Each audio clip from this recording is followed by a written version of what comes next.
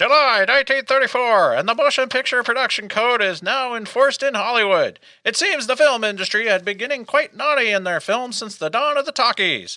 If it wasn't for the code, you might be subjected to seeing such shocking images as a lady's ankle, or a husband and wife sharing the same bed.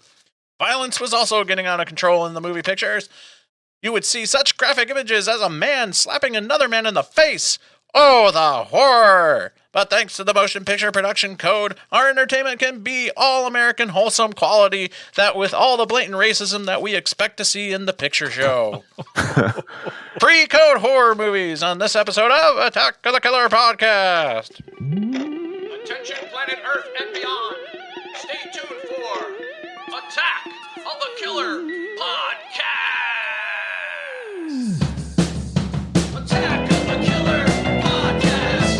Attack of the Killer Podcast. Attack of the Killer Podcast. Yay. Welcome, everybody, to another episode of Attack of the Killer Podcast. This is episode 250. Oh, my goodness. Them's a lot of episodes. And this particular episode, we will be talking about PreCode horror movies. What's that mean? PreCode, basically PreCode means like PreCode Hollywood is the era in the American film industry between the introduction of sound in the late 1920s and the enforcement of the Motion Picture Production Code, or the Hays Codes, censorship guide that was adopted in like the 1930s. Now, at first it was poorly monitored and wasn't effectively enforced until July 1st of 1934. Before that date, movie content was restricted more by local laws. A major problem for the studios of that time was the fact that motion pictures were not considered free speech under the Constitution and were not afforded any protection in their content. Many states and major cities had censorship boards that could order cuts before any movie would play within their jurisdiction. These cuts could be wildly different from state to state. Because of the cost of editing of the prints to fit the censor's demands, that all fell back onto the studios, and these costs were a major drain on the industry. So the goal initially was to avoid censorship by creating guidelines that the studios should be mindful of when producing movies. Although, as we have seen through the years and various changes in the industry, that the Hays Codes evolved into straight up censorship. Anyway, that's kind of a little bit of history of the PreCode Hollywood there for you. Nobody was really caring or paying attention to what they were doing until obviously it was costing the studios too much money. So it always boils down to not as necessarily, what's proper moral for the audience, but it just boils down to like money. Always has been, always will be. So yeah, we'll talk about more of that later. But if this is your first time listening to Attack of the Killer Podcast, what we are is we're a horror movie podcast. We're a group of friends. We get together, we pick a topic, and we discuss films within that topic. We're all just friends here, so we speak openly and freely, so there may be spoilers. Now, if you enjoy the show and want to show your support, you can go to jointheattackers.com. There you can sign up for the tier you wish to show your support. Any and all support is highly appreciated, and to show our appreciation, we will make you an attacker. Attackers have the ability to receive various perks for you as a thank you for becoming an attacker. You can get shout-outs on the show and on the website. You get bonus episodes. You can even get the regular episodes early. There's a lot of extra content as well. There's also our different YouTube shows like Insane Mike's 1 Minute Top 10 list, Killer Critiques, video updates. All of those are exclusive to the attackers. You can get invites to our exclusive events like our monthly online hangouts. You can get your own membership card, certificate, and sticker. And there's even you can get original art by me called Mikey's Monsters, where I draw you as a monster of my choice. There is so much stuff that you can get as an attacker. And to get that stuff, go to jointheattackers.com, become a supporter of the show, and you get to be an attacker and get all that fabulous stuff. So again, that's jointheattackers.com. So with that said, it is now time to introduce you all to the podcast crew. Don't believe everything you read about him in the transcribes. Those rags are all banana oil. He is actually the bee's knees. Andy, everybody. Okay, yeah, I'll take it. How's The it nicest thing anyone's ever said about Yeah, Andy. exactly. He's a cake eater, the big cheese. Tad, everyone. I'm lactose intolerant. Hello, everybody. He's the real McCoy. He's swell. He is my pal, Jason. Hey, that's me. Thanks, everyone, for tuning in. We sure appreciate you. I got cheese and you got your pal, whatever. I'm swell. Or I'm banana swelling. oil or I'm not banana leaves or Yeah, I'm just imagining all the listeners at home right now Googling all those words that I said. Like most episodes. Yeah, this is true. Okay, so all the movies we'll be talking about on this episode are much older from what we usually talk about. These are from like what? Oh, no, you thought we watched old movies before. Oh, no. All of these, though, I mean, usually it's a variety, but these are all movies from like the 20s and 30s.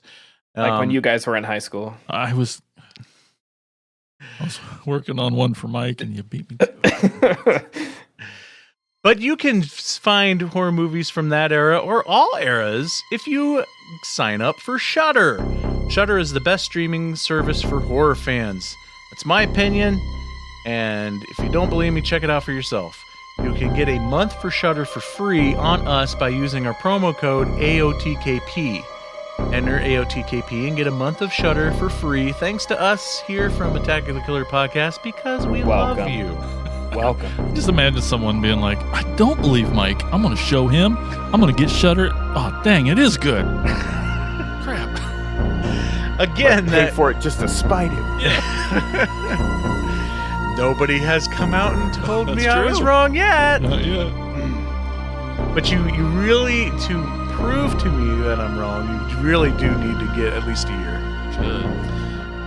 But until then, you can get a month for free. Again, the promo code is AOTKP, so get yourself signed up for Shudder today. Now, have you ever wondered what we watched when we are not watching horror movies of the podcast? Well, now you can find out right here with Tad and what we watched.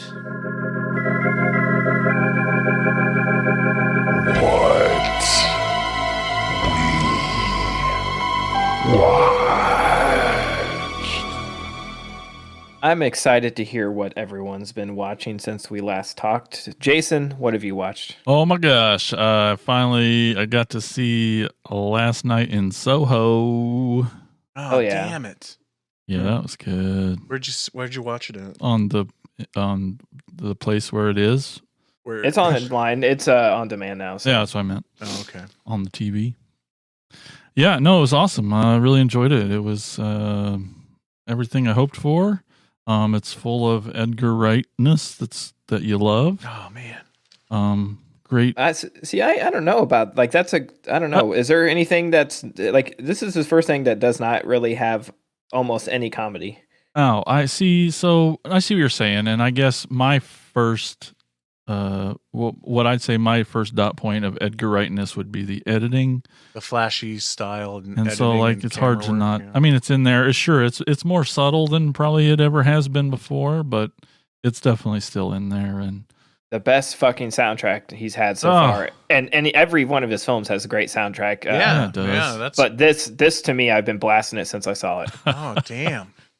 And it's just such a cool fucking story, man. It's so cool, and you're like, you have a blast trying to figure out what the fuck is happening and how or why and what. And it's the two actresses are amazing. Thomasin McKenzie and Anna Taylor-Joy. They're outstanding. Everyone is. Yeah, man. It's a must see for sure. I don't get and we won't dig too much into it because I know it's still new. A lot of people, so no spoilers, but when it was like coming out and then when it did come out, I keep hearing people compare it to like Giallo films, and I'm like, Dude, color gels do not make it a Right. Argento. There's more to it. Yeah.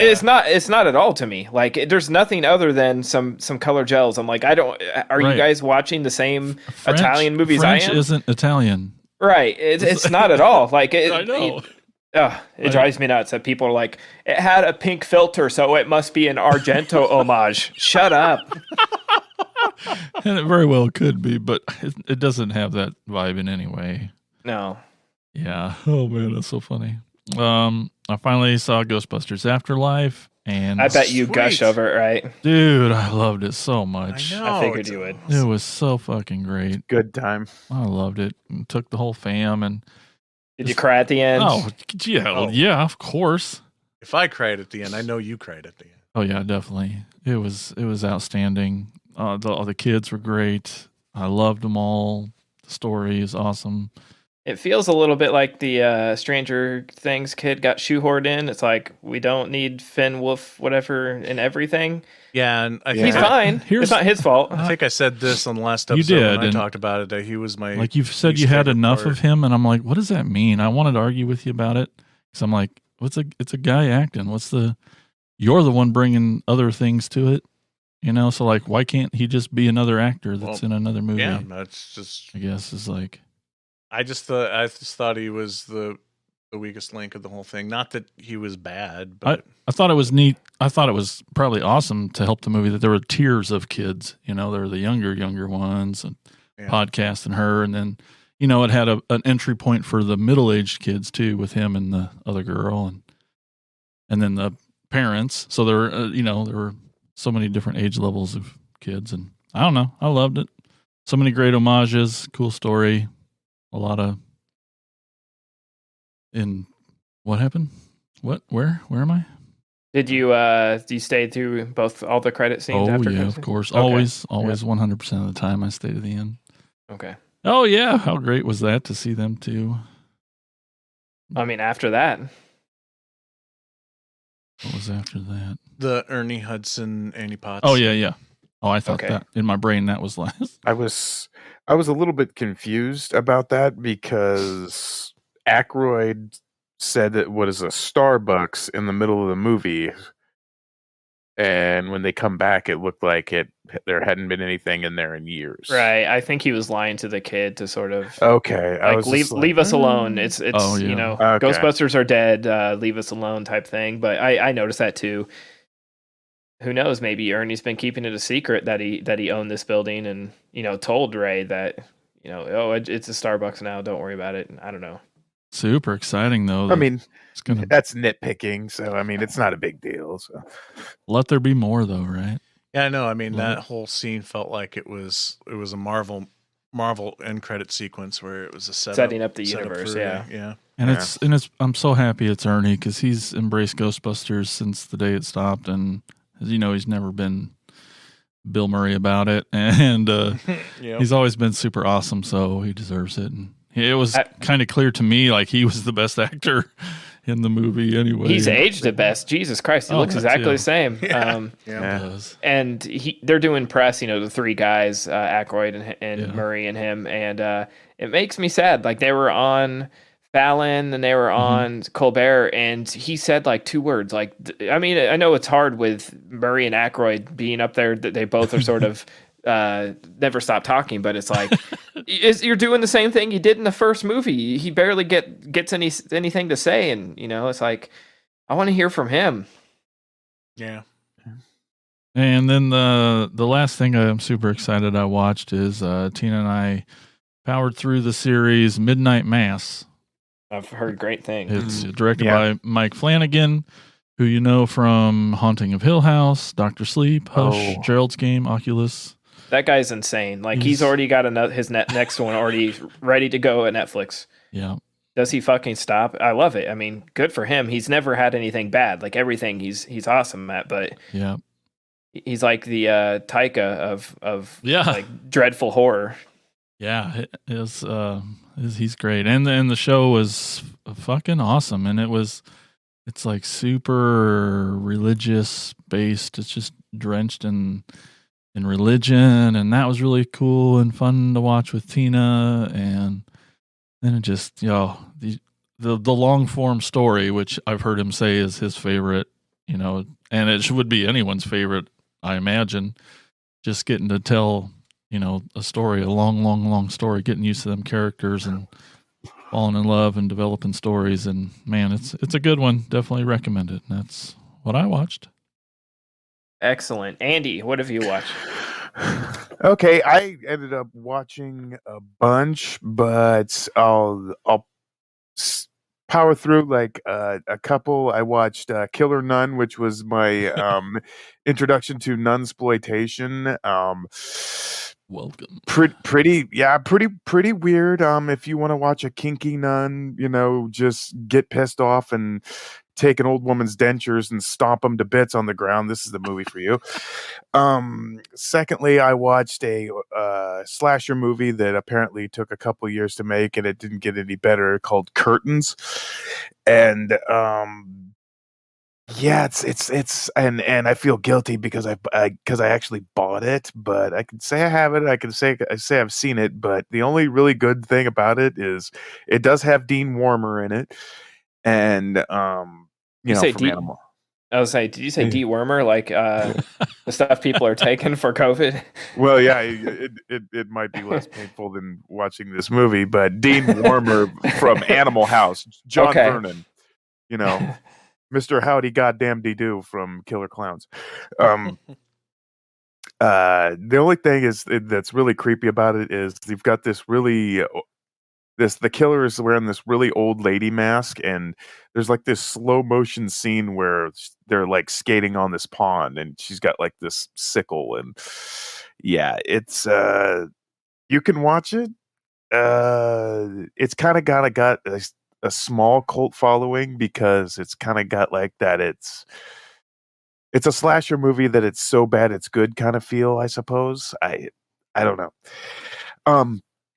Anyway, but the really good stuff that I watched that I want to talk about is one, I saw Vicious Fun that's on Shudder. Have you guys seen this yet? I've heard some good things. What did you think? I had a blast with this. This is it's set in the 80s, and it's automatically hooking me because it's got a synth soundtrack. Not that I automatically like movies like that, but that's a good start because that draws me in. But it's about this kid who has a horror magazine, and he's a writer for a horror magazine, and he's interviewing this director, and then he's gonna go home and he's gonna see this girl that he lives with, but he's not he's kind of awkward. She's not his girlfriend, but she brings this other guy home, and he thinks that he's cheating on her or doing something or other, so he follows him to this bar. And he leaves him with the tab, and he ends up passing out drunk there. But when he wakes up, he's basically in a self-help group for serial killers. And the guy that he was following ends up coming back and being part of this group. And it's all batshit crazy from there. And the guy that he followed he kind of reminds me of like a douchier version of Jake Paul, which I didn't even think was fucking humanly possible. But that's how he comes across, and that's how he plays it. So yeah, it's a horror comedy, and it's just a really, really, really good time. I also watched Prisoners of the Ghostland with Nicolas Cage. This was not at all what I was expecting it to be. It turned out to be some sort of Escape from L.A. samurai Mad Max Beyond Thunderdome hybrid that is just Sold. I know, right? I didn't love it. Yeah. Oh. It's It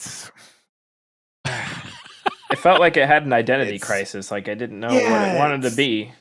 Yeah, and it's got some really good, funny Nicolas Cage parts. I think the sound bites, of "I'll karate chop you" or "Hi fucking ya," when he's threatening people to it's just hilarious. You get to see one of his testicles get blown out, which is unexpected. Uh, and No one also expects just the. Sorry. also, oh no, it's okay. Also, it's you've got Bill Moseley doing his best impression of Boss Hogg from the Dukes of Hazzard I've ever seen in my life, because he's head to toe in white and he's got a white cowboy hat. It's just it's a weird fucking movie. I'll just leave it at that. I also watched Saint Maud this weekend. Woohoo. Uh Another movie that I wasn't expecting it to be like this. It's more Just a I would non-filled say, weekend. Yeah. So full well, of joy. Yeah. right, yeah, it's just it's so dreadful, and it's but at the same time it's more, I think to me it's more of a movie about mental illness than it is about anything. Um every single of this mod's justifications for what she does, why she does what she does, is just based primarily on her delusions, but they're unbeknownst to her, which is basically what mental illness is by my estimation. And just really bad things happen because, like they say, road to hell, good intentions, but her intentions are just yeah, pretty much bad. And lastly, I watched a movie called Baskin, which I'm probably gonna have to watch again. And because, well, not only because it's Turkish and I had to read subtitles, but it's about these group of police officers that gets dispatched because they're all in a van together, and they go to this certain place where an old police station actually used to be, and a bunch of really weird, like a weird ass cult lives there. And I can only describe the members as being a cross between, it's like if the Cenobites, and with less leather, mind you, the Cenobites had kids with like the creatures from the Descent. Ew. And they're like, but at the same time it's got like this interdimensional sort of nightmarish quality where you don't know if it's real or if it's happening in another dimension, and it's and at the end there's even like a sort of like a loop. It loops the movie back together, like it almost restarts again. So I mean, it's very hard to describe, but the imagery is just, it's pretty gnarly and pretty nasty. I mean, I'll give one thing away. A guy gets his eye gouged out with a knife, and then the guy who did it starts licking the wound, like sticks his tongue into the gouged out eye socket. Like it's just it's nuts. Um, I enjoyed it, but like I said, I'm gonna have to like put myself back into batshit country again and just try to make sense out of this, because it's good, but I don't know entirely what they were trying to say. So, yeah, sorry that was an earful, but that's what I watched. All right, Mike, what have you watched? I'll start off with I too watched an Edgar Wright movie, but not the same one. Oh. I watched the documentary Sparks Spark? Brothers. Ooh, I've heard Oh. great things about that too. Oh, the documentary is great, and I've never really known anything about the Sparks Brothers, or the band The Sparks, so I'm hooked. Like, I am just gonna search out their music, because first of all, they've done a ton of records. Like, and I'm just always impressed. I just always admire artists who constantly have the urge to put out content. I think I'm trying to remember. I'm probably going to get this wrong, but I think in their in their like 5 decades of making music, they've done 35 records. Oh. And yeah, I mean, and it's all original content. Either we're not talking like, this one's the greatest hits or whatever. Just always like reinventing their sound, but it's still them, and it's still obviously them. just kind of like, yeah, it's a great documentary. The two guys are awesome. I loved the music. I loved their image. I loved their look. I love everything about these guys, and I can't wait to really dive into all of their music. And it's got a lot of great talking heads in there, besides the fact that it's directed by Edgar Wright. And Jason, you talked about like Edgar Wright's signature, what you recognize an Edgar Wright movie, and a lot of it's in the editing. And this is just the same crazy Edgar Wright editing that you come to expect. And never have I seen a documentary that is edited in the manner of not only, telling the narrative, but like doing jokes. You know what I mean? Like, most documentaries it's like, here's the facts and this is the deal and this is what people think of it. But he's also kind of doing his own little things, his own little funny moments and jokes and stuff within the movie too, without distracting and taking away from the narrative of it. But another reason why I was so excited to see this, because Weird Al was one of the talking heads in it. See. Now we have it. Yeah, but even though Weird Al wasn't in it very much, it didn't matter because I was really, really hooked. So I do recommend that documentary. It's a great doc, and can't wait to listen to all of their music. Another one that I watched, Simon and I over the weekend, we watched that new 8-Bit Christmas. Oh, how was it? It wasn't too bad. After reflecting on it a day or two, I'm kind of like right out of the gate at the end, I'm like, oh, it was great, and it had a great message and everything, and then there's also kind of a part of me that like where the movie goes to at the end with its like holiday message and everything, it kind of feels like there wasn't enough focus on what ended up being the true meaning of the movie. So I don't know if when it has that,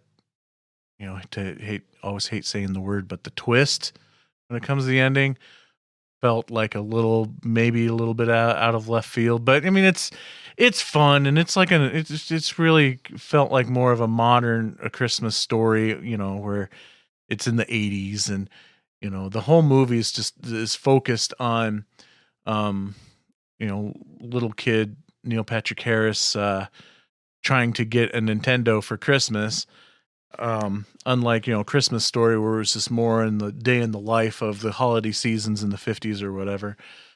This had more of it was like a Christmas Story if the whole movie of the Christmas Story was 100% focused on getting that BB gun and not everything else that was going on. So, but the kids in it were hilarious and great. A lot of great kid actors in it. Neil Patrick Harris, I'll watch him in anything. Mm-hmm. But he's got Steve Zahn plays Neil Patrick Harris's dad, and it was great seeing him because you hadn't seen him in forever. It feels like to was me he anyway. Funny or a straight guy? He plays it straight, but he's still funny. Oh, good. I mean, he's funny. He's trying his best to be like the kind of the curmudgeon father, but it's still it's kind of hard to take him seriously because it's Steve Zahn. June Diane Raphael plays the mom, and I thought that was awesome. cool. So yeah, I do recommend that. Oh, and David Cross shows up. Sweet. So, yeah. And then the last thing I'll bring up is Randy. After all you fuckers have tried to get me to watch this show for years, Randy is finally the amazing and magical person to finally get me to do it. But I finally started watching American Horror Story. Now, I will say I walked into the first season in the middle, so that could be the reason for this next statement. But I didn't care for season 1 too much. I'm like, how did the show continue after the first season? Because it felt like a disjointed mess and not a lot of horror, and I was confused as fuck. This first season's Murder House, right? Yes. Mm-hmm. Okay. So I wasn't a big fan of that. Again, that's probably on me because I didn't start from the beginning. But that helps. That might help a little. Yeah, but I had Brandy there to catch me up anyway, so Yeah. I wasn't like At least you had that. lost. But it just felt so just disorganized and disjointed in its storytelling. Like, I looked at her at one point, one of the episodes we were watching, and I'm like, how big is this house? because there's shit going on upstairs, there's shit going on outside of the house, and shit going on the main floor, and everyone's oblivious of everyone else's shenanigans. So anyway, but season 2, Asylum, holy fuck, that was freaking awesome. Really freaking awesome. So I am definitely hooked in thanks to season 2. Asylum was great. But anyway, Still haven't watched any. oh, you haven't watched any? Never seen I them. thought you were one of the guys that No. gave me shit every day about. I think I saw the first. I think I saw the first season. I've saw almost all of the newest season. I've seen everything up till the newest season. We got like 2 episodes away, and then we went on vacation in Orlando, and someone in line for a haunted house spoiled the entire season for us. So, Oh, fuckers. so it saved us like 12 hours. So cool. All right. Well, that's what I watched. But Tad, what did you watch? I've watched a lot, but I will gloss over a few of these things and focus more on the ones I really liked. I watched the Rocky IV, Rocky vs. Drago Ultimate Director's Cut. Nice. Stallone spent his quarantine re-editing the 4th sequel of the Rocky franchise for some reason, and it's really cool. Like, I think it's awesome that, Stallone still has that passion to go back, and he sort of re-edited the movie in general, cut out some scenes that were very much of the time, added in a whole bunch of stuff. It's like 40 minutes difference. Wow. Whole different movie. Feels very modern compared to what we originally got, but I love the original, so it was sort of like abrasive for me. Like, I'm like, but it was made in the 80s, so it should feel like an 80s movie. This is like the Creed cut or something, but still really cool to check out. And I like I said, I love that he's going back and re-editing something like that, and it didn't turn out like George Lucas's Star Wars. I watched for the first time that. Oh, go ahead, Andy. I was just going to ask, will he ever put that out on Blu-ray? I mean, I'm assuming they will. I mean, if there's a market, there's got to be a market for it, because I would buy it. It's like streaming right now on all the major I've platforms. seen the fight. I've seen the re-edited fight, the final fight, but I haven't seen the whole movie yet. Yeah, did one night in theaters and then hit streaming the next day. I finally saw the 2019 Hellboy, Neil Marshall version. I had not seen that, and for some reason I was at Blake's house, and he's like, "Hey, let's watch this." I'm like, "Why?" And we did. And then we finished it, and I'm like, "Why did we do that?" I didn't hate it, but it doesn't need to exist. Del Toro's version is superior. Ron Perlman is Hellboy. Yeah, just there's no nothing to it. Like, it's just I don't get it. It's like too close to the first adaptation, not far enough away to make it special, but like, I don't know. It's just it seemed unnecessary. Yeah, I just don't. It's funny that it like sets itself up for a franchise at the end. Like, really, you thought you were good enough to continue this when Del Toro couldn't? Okay. I watched the new horror comedy Black Friday with Bruce Campbell and Devon Sawa. That was interesting. Did anyone else watch that? Interesting. No, I haven't seen. Where is it streaming at? It is on demand, so you have to like pay. Pay to rent it. I have to. No, I don't know. I didn't have like super high expectations watching the trailer. Like the trailer, it looked like a very stale concept of like it's on Black Friday at a toy store and the customers start turning into zombies. I was like, I'm so over zombies. I could not give a fuck less Bruce about Campbell. zombies. But Bruce Campbell and Devon Sawa, I love both of those guys. You were in. And they were the only things that sort of made it worth watching. Have you guys seen the movie Waiting about like waiters? Love it. Uh-huh. That it felt like they were trying to riff on that, but not as funny because Devon Sawa. So veiny. Well, like I'm sorry. Devon Sawa plays this like guy who has worked at the toy store far too long and hits on all the young girls and sneaks alcohol into the place, and thinks he's really cool, but then when he's stuck in this situation, he realizes like, oh, I'm the fucking loser that's still at the toy store. It felt very much like they were trying to make him the Ryan Reynolds, and Bruce Campbell was like the uppity boss who, during a zombie apocalypse, still wants to stick by the rules. And he's like, no, you can't clock out. Like, get back on the sales floor, and people are dying. But the tone was just really weird. Like, it wanted to be funny, but some of it was just like so outlandish. Like some of the stuff that was happening, like the new guys getting attacked, and they're like, we're gonna fire you, and it's like he was attacked by zombies. Like, and they're arguing. I don't know. Just some of it was just like too unbelievable. I know that's weird, but I don't know. It's worth a watch. I've definitely been wanting to see it again for the same reasons, like Bruce Campbell and Devon Sawa, but I feel like it would probably give me PTSD, so I'm gonna have to wait several months before I watch it. No, I thought it would for me too, because I worked Black Friday for like 6-7 years at retail. This is so wrong, like they got it wrong, where it's nothing like. See, and so it didn't bother me. No, it was I think like it would. Yeah, I guess I just can't be happy because I think like if it's too accurate, it would disturb me. If it gets it all wrong, it would just piss me off. So I don't think I'd be happy either way. Yeah, it got so wrong that I was like, this isn't how things are run at all. Like this wouldn't happen. This wouldn't happen. Like take you out of it. It took me really out of it. I saw I saw 2 documentaries that I really liked. Clerk, about Kevin Smith's career. Dying to watch it. Really, really cool. Very in depth. I was a bit worried that he was going to like spend 40 minutes on his heart attack. He glossed over it, luckily, because he didn't direct it. If it was him, he probably would have made the whole goddamn thing about that, because he doesn't shut the fuck up about it. I'm glad we still have him, but it was really interesting. It focused on everything. It covered everything, including Red State and Tusk and Yoga Hosers and where he's at now and everybody that surrounds him. It was interesting to sort of watch his rise, his fall, and then where he's at now and why he's there. From a different perspective. It's not from his perspective. So, we've never really heard Kevin's story from anyone but Kevin. So that's right. Yeah. It's sort of cool to see it, like, hear it from his friends too, who aren't just like, see, he has some yes men, but there's like some friends who, he's had like, separations from or different things, and sort of telling some hard truths. It was pretty good. I recommend that. Another documentary. Do they interview Bruce Willis? No, they do not. They talk about Cop Out and his situation with that, but if you ever want like and some of you guys might own it, but if you ever want like Kevin Smith gold that is just kind of a hidden gem, listen to his commentary on Roadhouse. It's awesome. If you ever want the opposite, listen to his commentary on the Donnie Darko director's cut. Ooh.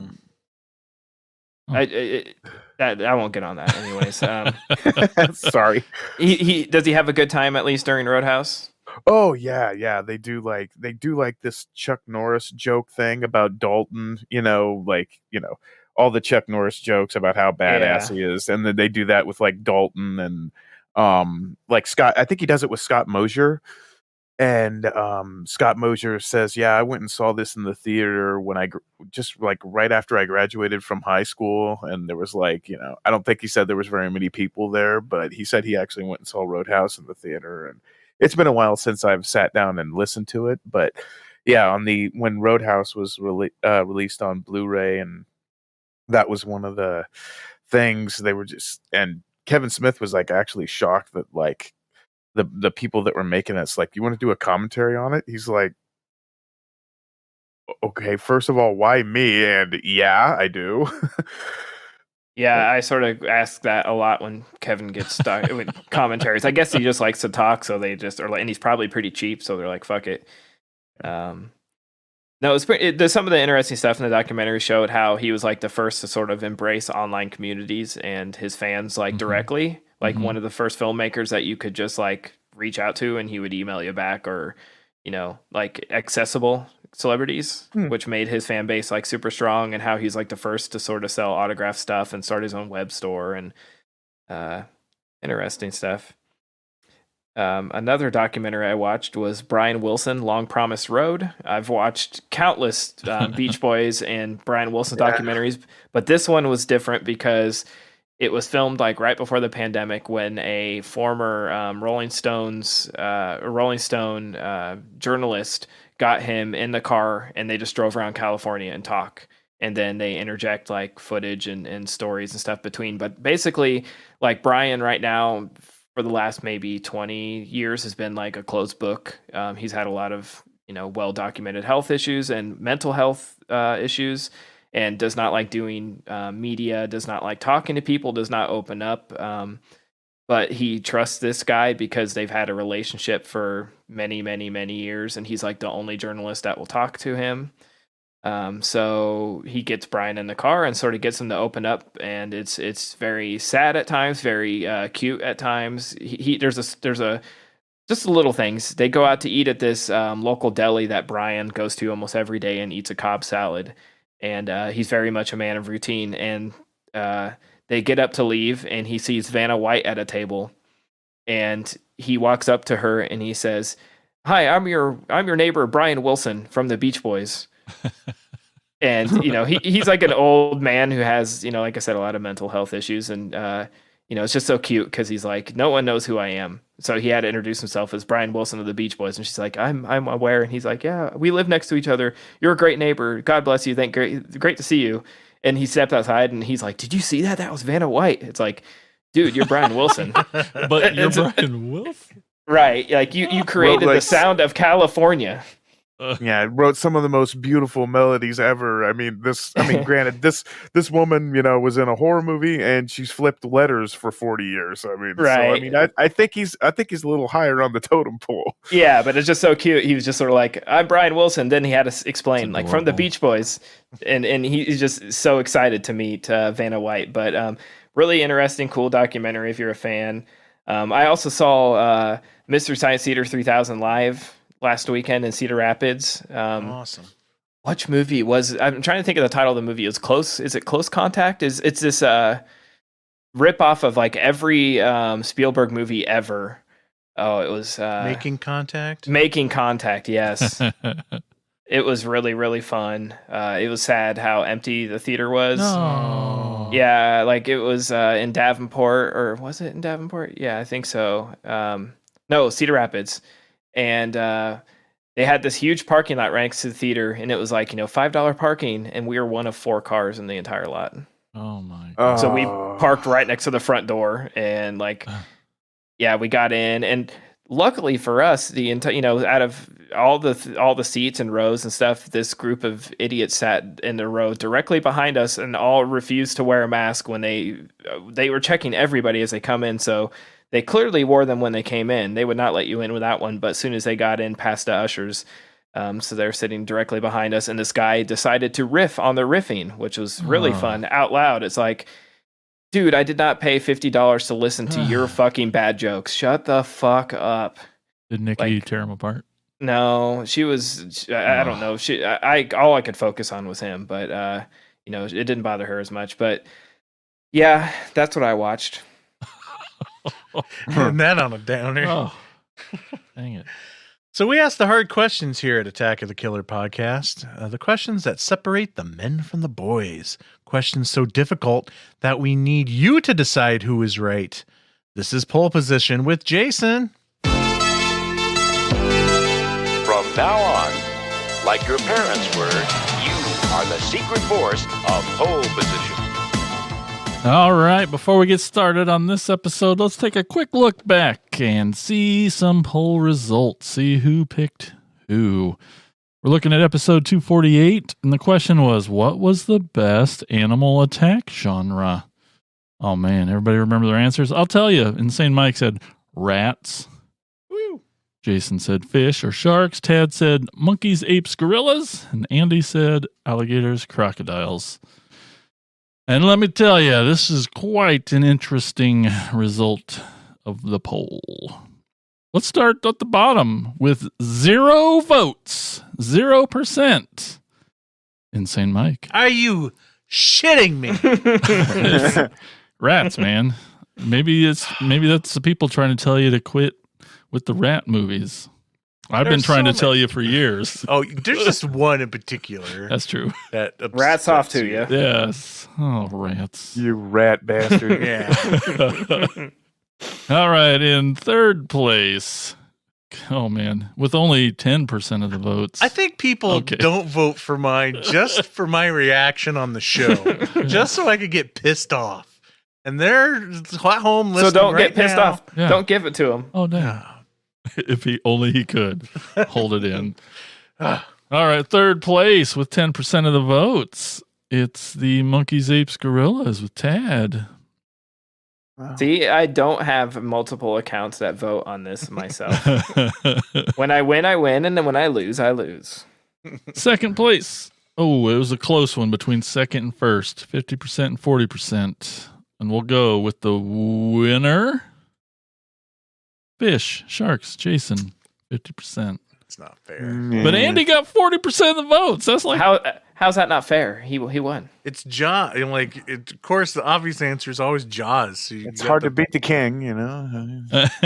Sharknado. Well, that's one of the reasons that I like the idea of starting to do it this new way that we're going to do it. We've been starting to do it with the random. We're gonna do it. We're gonna do a couple new things today. So we're gonna the order we pick from will be random, and I got this website here, Mike. You're watching, so okay, there we go. Okay, so beforehand, Mike was 1, I'm 2, Tad's 3, Andy's 4, and the generator chose. So first pick, and for this one, because the question is, what is the best Christmas horror movie?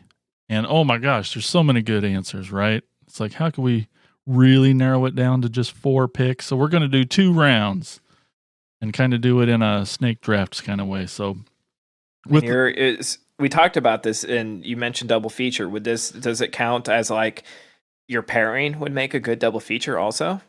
Oh, I think that could be part of it. You know, it might Okay. be important to that strategy, second vote. yeah. Yeah, for sure. So with the first pick is going to be Andy. Second pick is Tad. Third pick is Mike. And fourth pick, Jason. Dang it. This is stupid.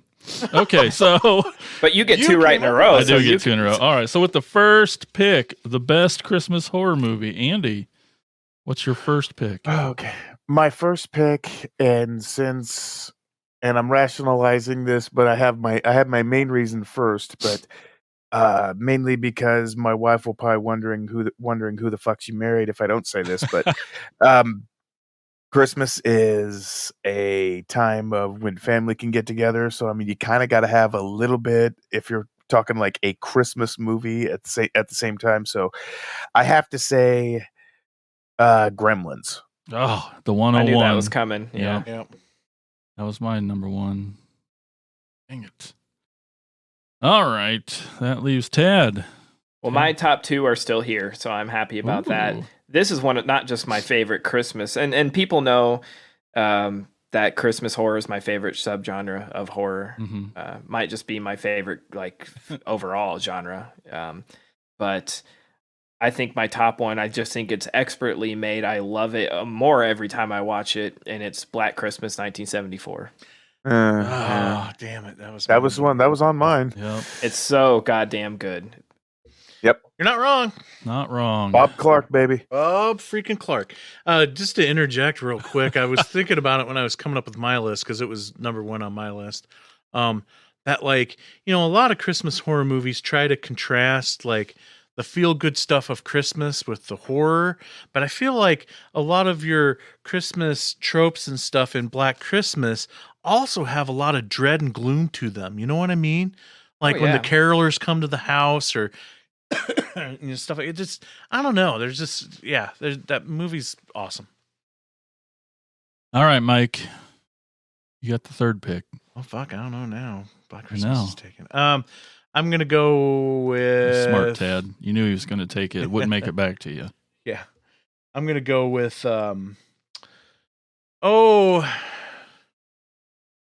yeah. This one, I mean, it's got a lot of great Christmas stuff in it. It's got like you get to see inside of a toy store at Christmas time. Okay, You this is a good pick. You get Dang it. people I dressing. know he's dressing up as Santa.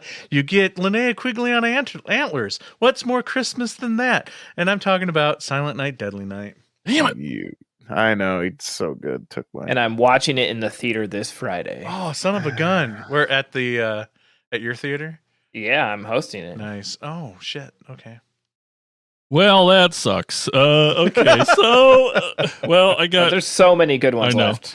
my first pick is going to be pretty easy for me to do. It's clearly a very rewatchable movie. It's new. It's amazing. It's awesome. It's Krampus. Good pick. I'm surprised that wasn't Tad's. No, honestly. I know. Yeah. Oof. Oh, now here's where it gets hard, guys. I get to go again. What do you pair with that? I have some good options, I see. Yeah, gosh dang. There's some fun. Okay, I'm gonna take this one because nope. Gosh dang it. Okay, so I'm gonna go with Better Watch Out. I really Good. like Dick. that movie. Good pick, yeah. Dick. I was That's a fun double feature, but kinda two forgot. modern horror Well, that's- Christmas. I don't know. That's what made me put them together, I think. So they weren't too. Both have good humor to them. Mm-hmm. Yeah, both modern, both just rewatchable for sure. Yeah. Yeah. Dang it. That was gonna be my choice. I forgot about I that was- one, honestly. Well, Mike, you're back up with your second pick. Oh man, and I didn't even give any thought to like the double feature aspect of it. So, damn it. Oh, Shit. I've got good ideas for yours. I'm probably gonna biff it then. I'm sure you will. There's like a sequel that's really good. Ted? See, well, I didn't want to go the obvious route Oh, and okay. go with that. You know, yeah, I tried to avoid sequels on my list in general because The one that I'm thinking is one of my like dream double features with yours that has a great sort of pairing of, I don't know. Well, we'll save it till the end. well, now I'm freaking nervous. I feel like screwing this up. I'm gonna go with something a little more modern to contrast the classic of Silent Night, Deadly Night, and I'm gonna go with Christmas Horror Story. Oh, that's Okay. good. Oh, dang it. I forgot all about that one. All right, that leaves Tad. Man, now I'm in my head about like the double feature thing because I'm not picking my like what I consider the two best, but I'm thinking of like what would make a good double feature because there's 3 on my list still that I think are Mhm. better than this. Oh, But your man, list is probably insane. Do I go with what makes a better double feature or just 2 great movies but the they best- don't pair? The best 2 movies that'll get you the votes also. Yeah, So Okay. it's tough. It's tough. It's true. Okay, I'm gonna go with something. I'm gonna switch it up then. I'm gonna go with something more modern as a sort of what do you say, like peanut butter jelly, but they're opposites. I don't know. I'm gonna go with Rare Export for Christmas yes. Story. Nice. That was Yep, definitely that's on a my good short one. list. Say fucking- again. Rare Exports. Oh, okay. Oh, I love that I think movie. I've seen. That's a fun pair. I don't even know Yeah. how it goes together, but it looks Doesn't. good. Yeah. It has beautiful colors, but they don't go well together. I would say. All right, and Andy finishing off the draft here. Okay. We left you some since- good ones. Yeah. I have one that would go great with yours too. Me too. I think I know which one I'm going to pick that would go great as a double feature since mine are like mild. They're not like really blood and guts horror movies like, so a great companion to Gremlins, I would have to say would be A Nightmare Before Christmas. That would be fun. Uh-huh. I would, It's a is whole everybody, lot is of everybody vanilla, else, Andy. That's good. That's good. is everybody, yeah, is everybody else? He's Because I getting was them thinking maybe Christmas Evil, but I was thinking of that for Mike, but I was gonna say Santa Sleigh Oh, I thought of that too. with but Bill I was just Goldberg. like, Oh my gosh, that'd be a Yeah. blast. Yeah, that would be fun. killing the nanny like right in the beginning. Yeah, that was- That's why I was like, man, can we do a triple feature? Because we like Christmas Evil would be great with Silent Night, Deadly Night. I think. I almost said Christmas Evil too. Damn it. the one that's Yeah. left. I got 2 left on my list, and it could go with any of them. Is a fun one. Is Jack Frost. Ugh, That was what on a my list. Awful piece of shit. Oh, dude, no. it's so good. You should listen to the newest Gorley and Russ podcast. Oh yeah, that's right. They did. They it. just did this, and Paul Russ spends a half hour apologizing for letting the listeners watch this. Calls it an artless, heartless film. They riff on it for like 2 hours. And I was like, funny. thank God I'm not the only person that hates that movie. I think I saw it a long time ago, but I can't remember a damn thing about it. But there's also Don't Open Till Christmas. And I also had The Lodge. That I was counts. gonna say That was Dial a horror. Code Santa Claus is fucking awesome. Oh yeah. Yep, I was thinking that. That wasn't on my list, but I was thinking that. The other ones on my Jack Frost was on my list. Santa's Sleigh was on my list. Christmas Evil was on my list. But I had thought too, like if you wanted to go with a little bit more of a theme with Gremlins, you could always go with elves. Ooh. Or maybe Scrooged. I mean, there's ghosts in that thing, right? Yeah. Yeah. All right, so I'll read them off one more time. So Andy had Gremlins and A Nightmare Before Christmas. Tad had Black Christmas, 74, and Rare Exports. Mike had Silent Night, Deadly Night, and Christmas Horror Story. And I had Krampus. Those two are good. Krampus and Better Watch Out. I So- also considered Black Christmas 74 and Black Christmas 2006. I love both of them, but Mhm. Yeah. Yeah. doing a modern and then a remake would be a bit much because Mike could have done Silent Night, Deadly Night, and Silent Night, but they're too close, too similar. Yeah, that's what. Like I said before, I wanted to avoid sequels and remakes on my list, even though because it just feels a little too obvious. Yeah. Because I'm with you. I love that. I still haven't seen the newest Black Christmas. Has anybody else? Black The one from a Christmas? couple years ago. Or there's another new one. There's Well, another Blumhouse did one. one 2 years ago. Yeah. I liked And it. It gets a lot of hate. Oh yeah, that first remake though, I thought was a lot of fun. Really, really cool. Yeah, I'm wishing some German company is putting out like finally putting out a Blu-ray of it because Oh, nice. the Blu-ray's never been made in the U.S. And now the DVD's out of print too. And Justin Beam was saying like that the version, even the uncut version, is highly edited from what the director originally filmed. So I would be like, man, Scream Factory, get on there and let him take. I don't know if the studio would ever let him use the original footage and do a director's cut. Yeah. But man, I just want this one in HD too. It's such a blast. Mm-hmm. All right, 'tis the season, everyone. Get your butts over to Twitter at AOTKP. Get your vote in. Who do you think picked the best double feature Christmas horror films? And that is Pole Position. All right, so now let's actually get into the topic of the show, pre-code horror.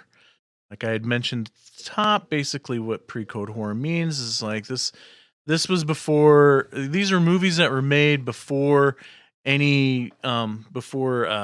Hollywood kind of started, I don't want to say censor themselves. I mean, that's what you should say, but the Hays Code basically just kind of monitoring the content of what's being put into films. So, Andy, what is the first movie we're going to talk about with pre-code horror? Okay, the title of this movie always makes my mind go back to that picture of Debbie Harry where she's wearing a mask, a t-shirt with a guy wearing a mask, and his name is Dr. X.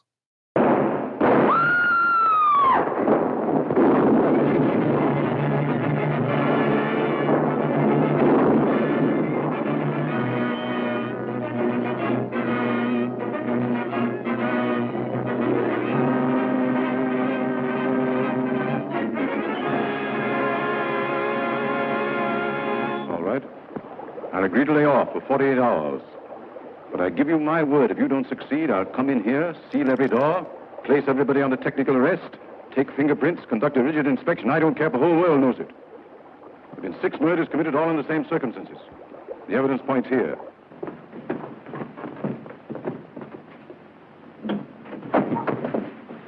Another one. If you only knew the things that have happened. Are you worried about your father? Yes, I am. Terribly. Oh, the only thing I'm concerned about is your safety. Say, what's the matter with you? What's the matter with me? Nothing at all. Only all last night I lay down with a bunch of stiffs. Look at a lot of goofy guys, let a dame poke a gun in my stomach, and then I take a trick cigar from a dumb policeman. It is my theory that one of us in the past, from dire necessity, was driven to cannibalism. The memory of that act was hammered like a nail into the mind of that man. Shrewd and brilliant, he could conceal his madness from the human eye, even from himself, but he can't conceal it from the eyes of the radio sensitivity.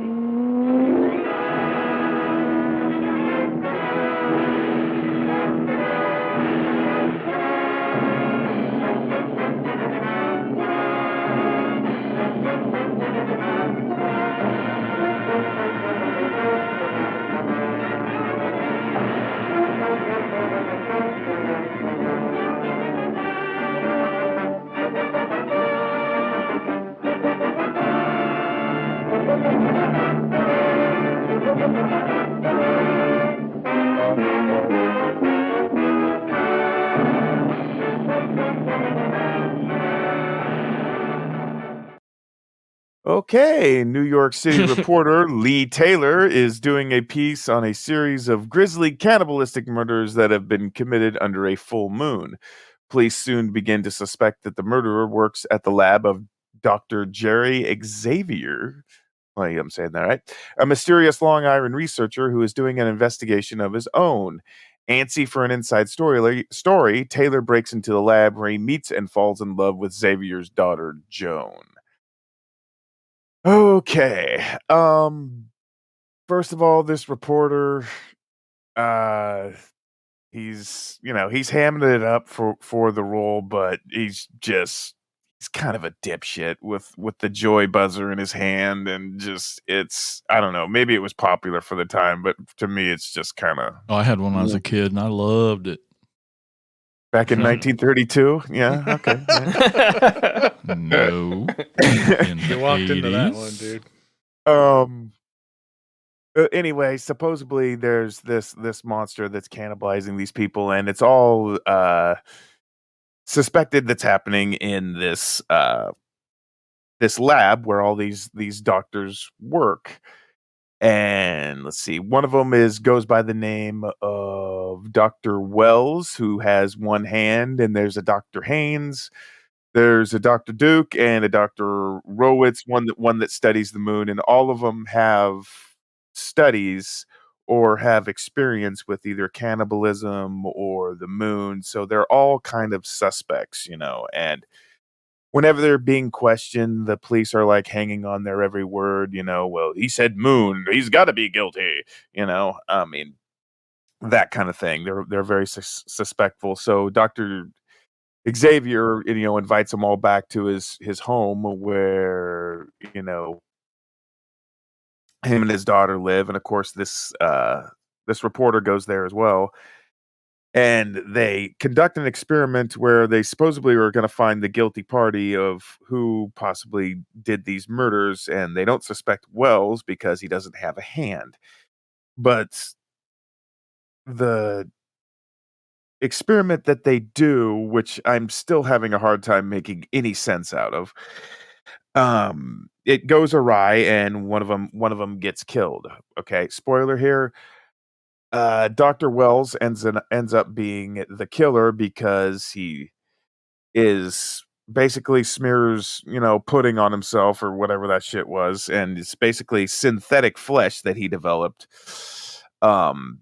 via through other people, and he can grow a new hand, and the more he says synthetic flesh, the more it seems to work because he repeats that line several times. Interesting movie. I thought I could,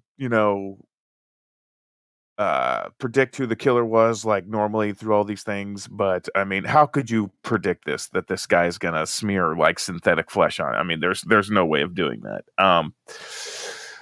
It was good for what it was.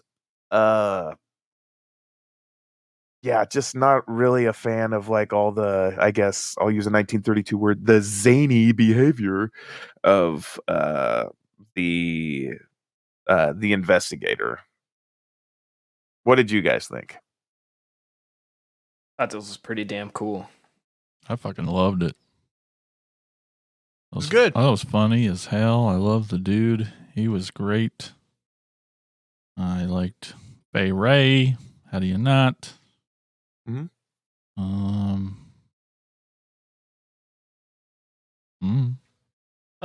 I'll tell you what, just a broad generalization of the movies we watched for this episode. I do appreciate the movies we picked. So I thank Tad for this topic, because that meant, as busy as I am right now, I can watch 3 movies in only like 3 hours and 3 hours and 30 Yeah, because they're minutes. like an hour each. Yeah. But man, like 1932, these are some like gruesome looking effects, and I mean, of course, you know, we look back at They did Universal look very Monsters and good. stuff. But man, it looks the makeup is just so damn cool and creepy, and the Technicolor, it's like everything about it is just has like a vibe to it. Very like the glowing like sort of emerald greens in the background, and you know the mad scientists and the old beakers in the lab and that kind of stuff. It's just cool shit. Like, I don't know, something about this Electricity, era. you know, sparking and Yeah, just, you know, it like puts you in a vibe. Like, I think the way I watched them like back to back to back helped too. Like, you know, they I guess in some ways helps them, almost makes them run together, but also like it's like a perfect little mini marathon. And like Mike said, you know, you could watch these in a little over 3 hours.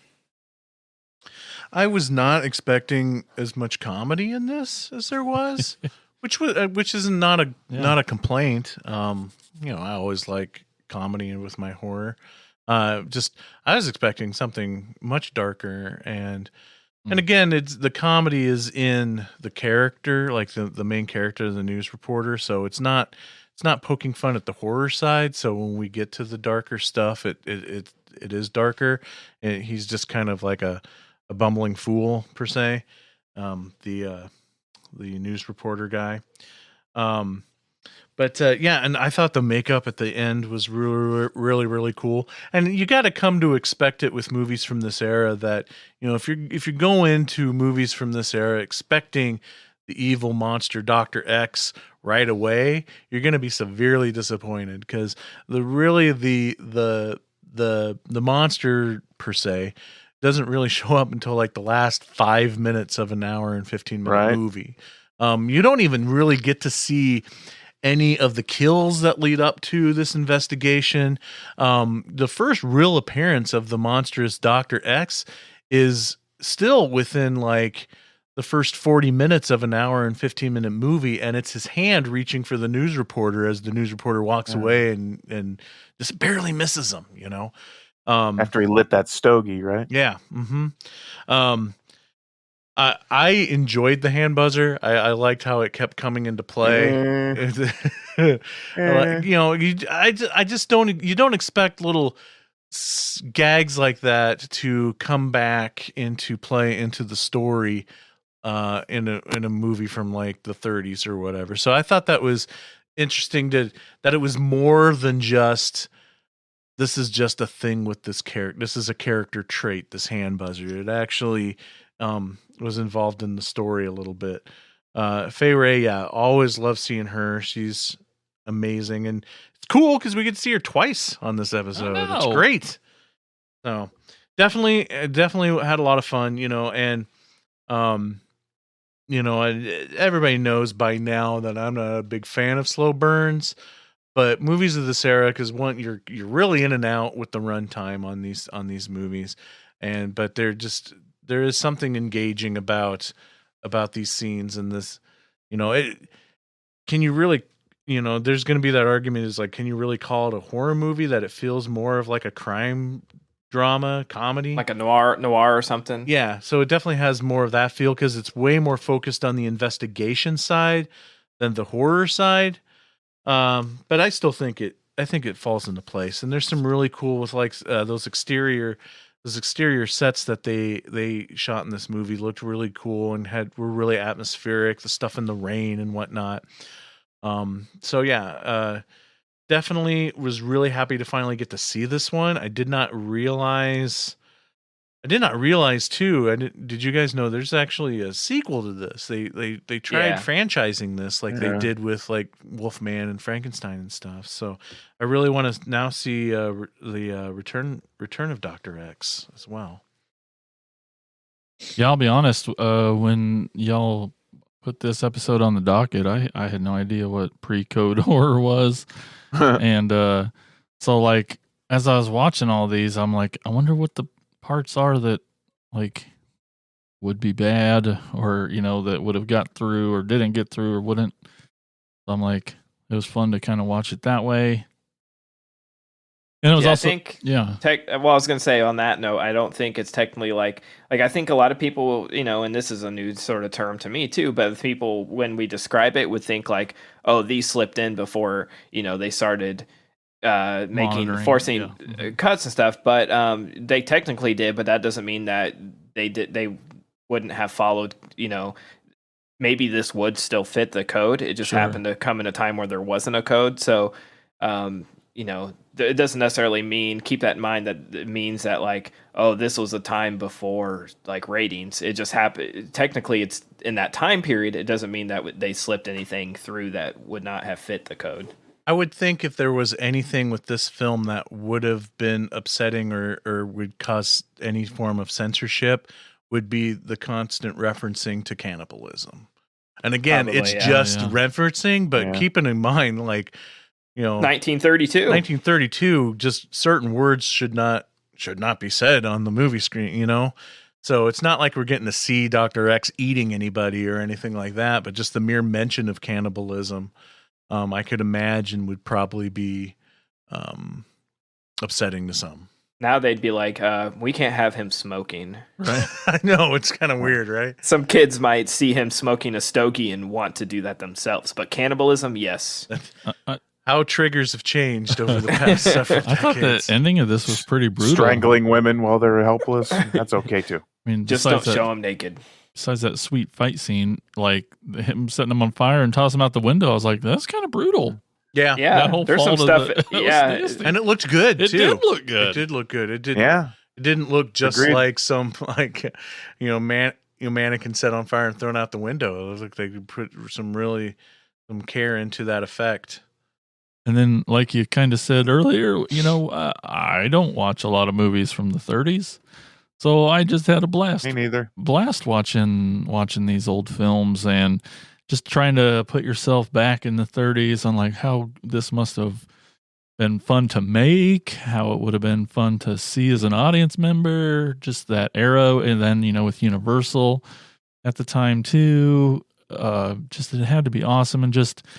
Like, sure, you don't like the hand buzzer, but like, just the comedy of this movie is, I don't know, just listening to that dude talk, it's like, people don't talk like that. And that's, sort of I'm like so Mike's happy it was intro. on film. Very random bear. People don't talk like that anymore. It was so fun to watch. Yeah. You'll never catch me, copper. Yeah. I'm like, that really happened. It's not just like a joke. Like, people used to talk that way. It was so fun to watch. All three of these. Now, before all you young fuckers start throwing old jokes, let me finish exactly what I'm going to say. Movies like this are really nostalgic for me because that was my introduction to horror, really, as becoming a fan, is watching a lot more of the classic films. But this movie in particular, actually these series of movies in particular, reminded me of when I was a child on PBS. I think it was Sundays, maybe Sunday mornings. They would do like kind of like a reenactment of what it was like to go to the movies back in those days, where for like 4 or 5 hours in the morning, it would start off by showing some of the old newsreels that they used to show, and then it would play maybe a cartoon or a short film, like a Three Stooges thing, and then it would be a double feature. And it was just so cool seeing that and them trying to recreate what that movie-going experience was like in the I'm assuming what it was like in the 20s and 30s. No, I will say I have Bill Hader to thank for suggesting this. I'm not some kind of film historian that was like, we should do pre-code. I sounded really smart when I said it and explained it. But around Halloween time, I'm always digging for weird new stuff, new to me. And Bill Hader was out doing press, I think, for Addams Family 2, and he was on Eli Roth's History of Horror, and I can't remember if it was just in an interview or on that podcast, but I listened to a lot of Bill Hader because I love listening to him talk. Oh yeah, and a lot of people don't realize he is a huge horror nut. He can go back and forth with Eli Roth and actually schools him in some stuff. You'd be surprised, but he's the one they asked him, like, I think it must have been for Addams Family too, because they asked him, like, you know, what does Bill Hader watch on Halloween, like, as someone who loves horror? And he's like, I loved a lot of the pre-code horror stuff. And I was like, what is that? And then he listed Dr. X, Mystery of the Wax Museum, and I don't think the Black Cat, but there was another one. I can't remember off the top of my head, but he listed like 4 or 5 pre-code horror movies that he said he watches every Halloween because these give him like the vibe of sort of old times. Like, it's nostalgic for him. I mean, he wasn't obviously born in the 30s, but you know, he grew up watching that stuff. So, Man, the more I learned about Bill Hader, the more I wanted to just hang out with that dude. Best. yeah, he's fucking awesome, and he does a great Vincent Price. Man. Not as good as Andy's, Nope. but he does a great Vincent Price. I don't know about that. All right, cool. So yes, and it's really exciting for me to get to hear you guys talk about these films too, and that you're digging them. You know, because I'm not saying that you guys are necessarily closed-minded modern audiences, but you know, just like Tad and I are. Come on. Expand your minds, yeah. Yeah. Expand what we're seeing. Yeah, I'm happy to. sure. I'm happy to do that myself. You know? Absolutely. okay, Tad, what's the next movie we're going to talk about? The next movie we're talking about is Mystery of the Wax Museum.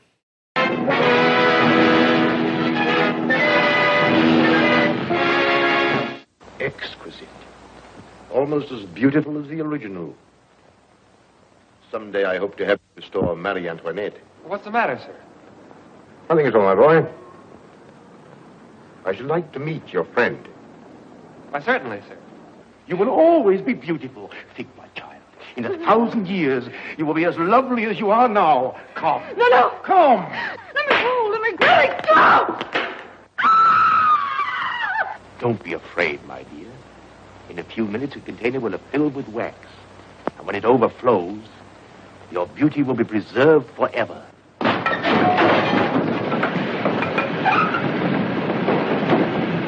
Stop here!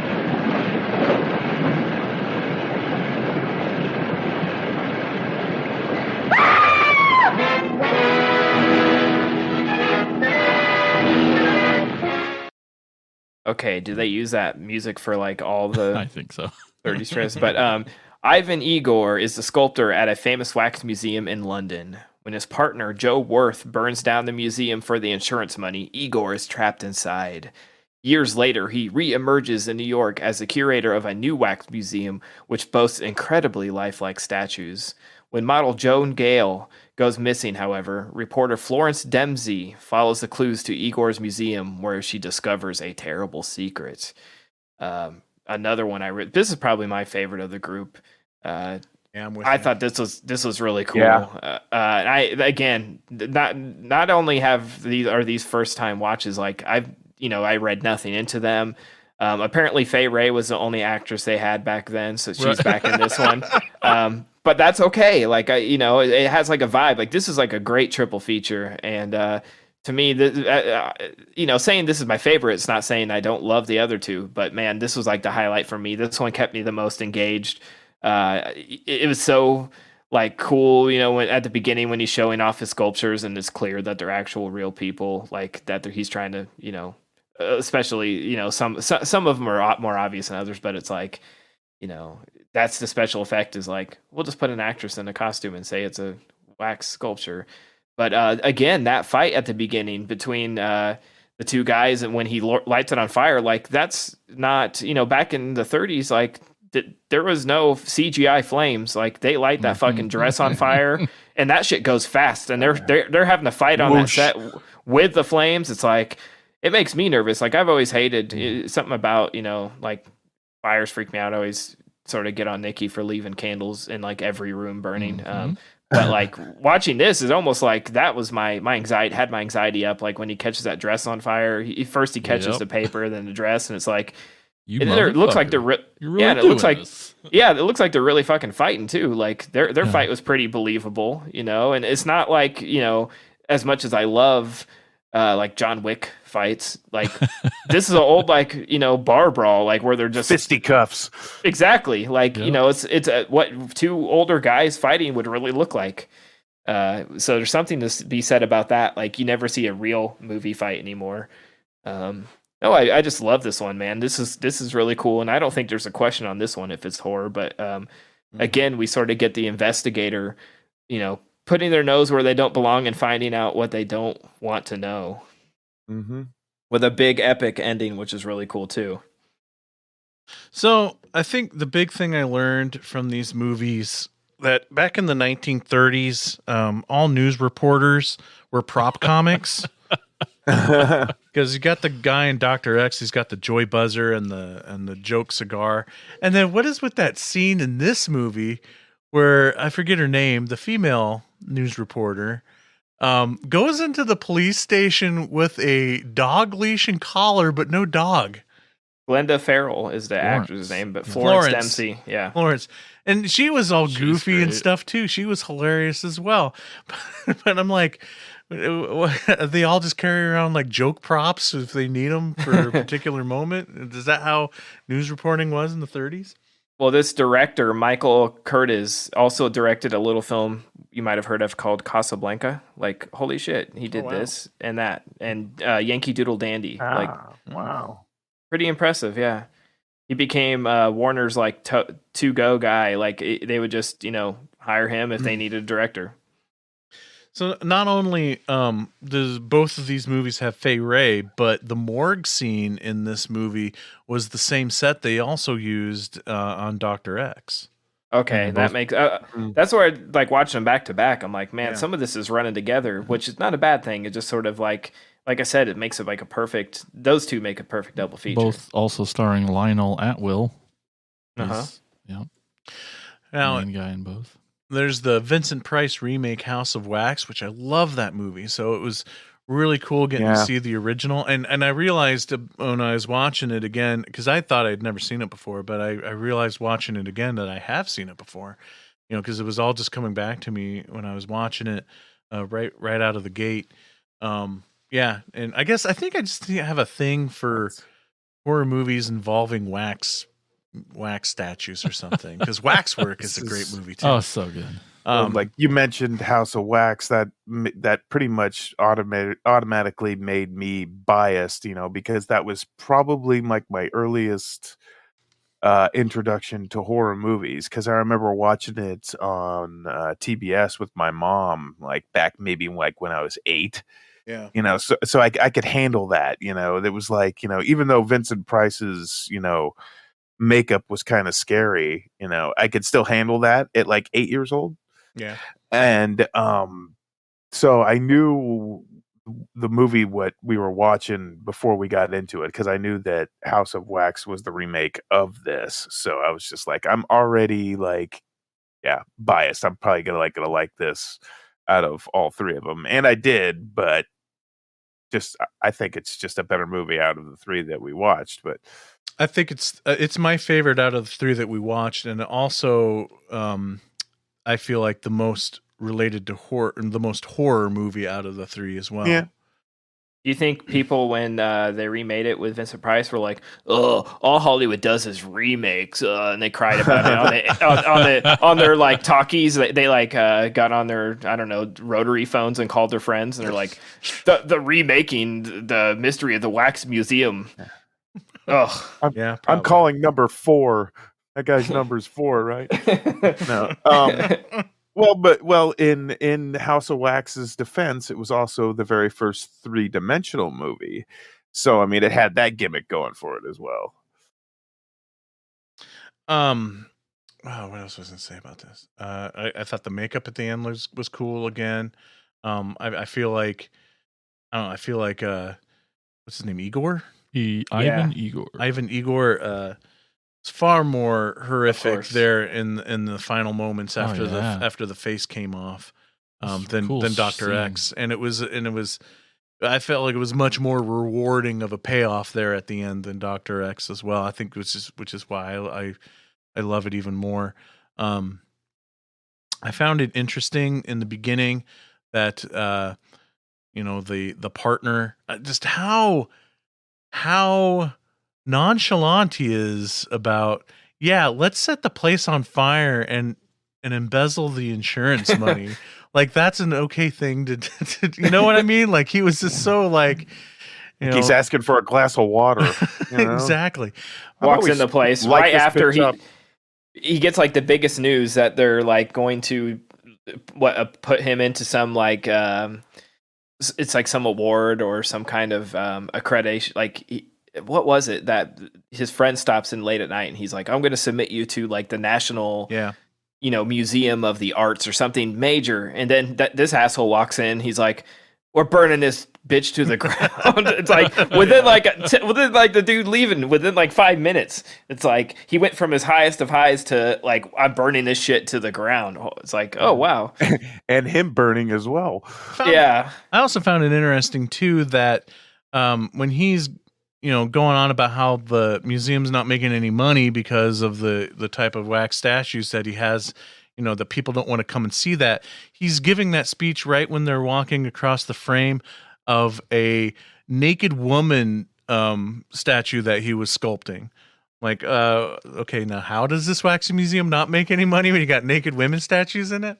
Right. And it's like, how about if this is a problem, like have him make a few and don't burn the place down. Give him a chance to make a few. Yeah. I guess like they want to see like gruesome monsters and stuff, which is interesting, right? We deal with that today, like true crime documentaries and stuff are such a big thing, and true crime podcasts, and no one listens to Maria Antoinette podcasts. Exactly how history repeats itself and things haven't changed. Yeah, where our obsession with like everything gruesome and mortifying. I mean, we all like lifting the curtain or peeking behind the curtain, lifting the sheet and seeing what's underneath it. I mean, that's what's, I guess, is we can't look away from a train wreck, but exactly. Sort of part of it. But yeah, it's interesting. In 1933, it's like some things never change. Yep. Human nature's human nature. Yeah. And so some of them wax statues are just people being still, right? Oh yeah, nope. You got. Yeah. I think it was Marie Antoinette when they did a close up of her. Yeah, she's like it's clear as a person. I saw a blink once. I swear. Yeah, yeah. I'm like, it's funny to look back. It's like, are we supposed to like really think these are?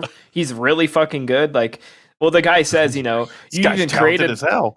Yeah, he's like, you created like the veins, or whatever, like you can see the blood vessels, and I'm like, yeah, you can see like pores and sweat and breathing. Yeah, I can smell her breath. It's weird. Did she fart?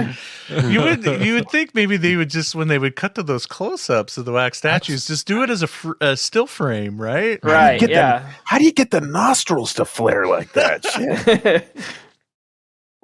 But they did mix it with actual wax ones, so right. But that might have been worse because it makes them look even more obvious. It's awesome.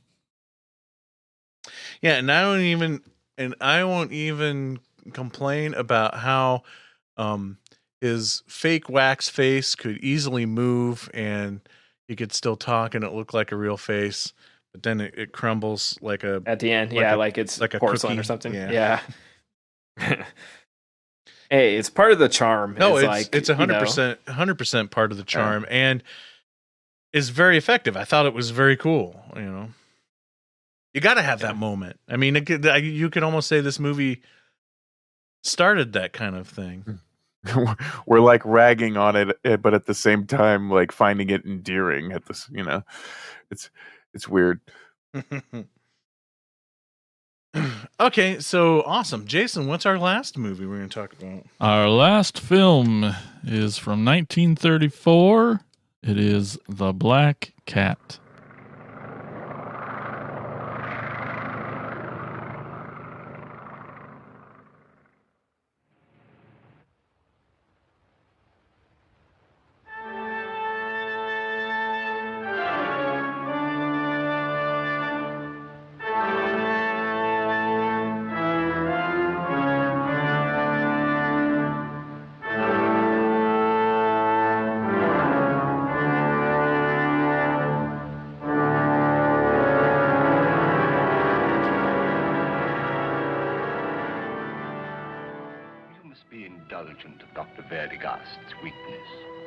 He is the unfortunate victim of one of the commoner phobias, but in an extreme form. He has an intense and all-consuming horror of cats. Ancient books say that the black cat is the living embodiment of evil. And that evil enters into the nearest living thing. It is The black cat does not die. Those same books, if I am not mistaken, teach that the black cat is deathless. Deathless as evil. It is the origin of the common superstition of a cat with 9 lives.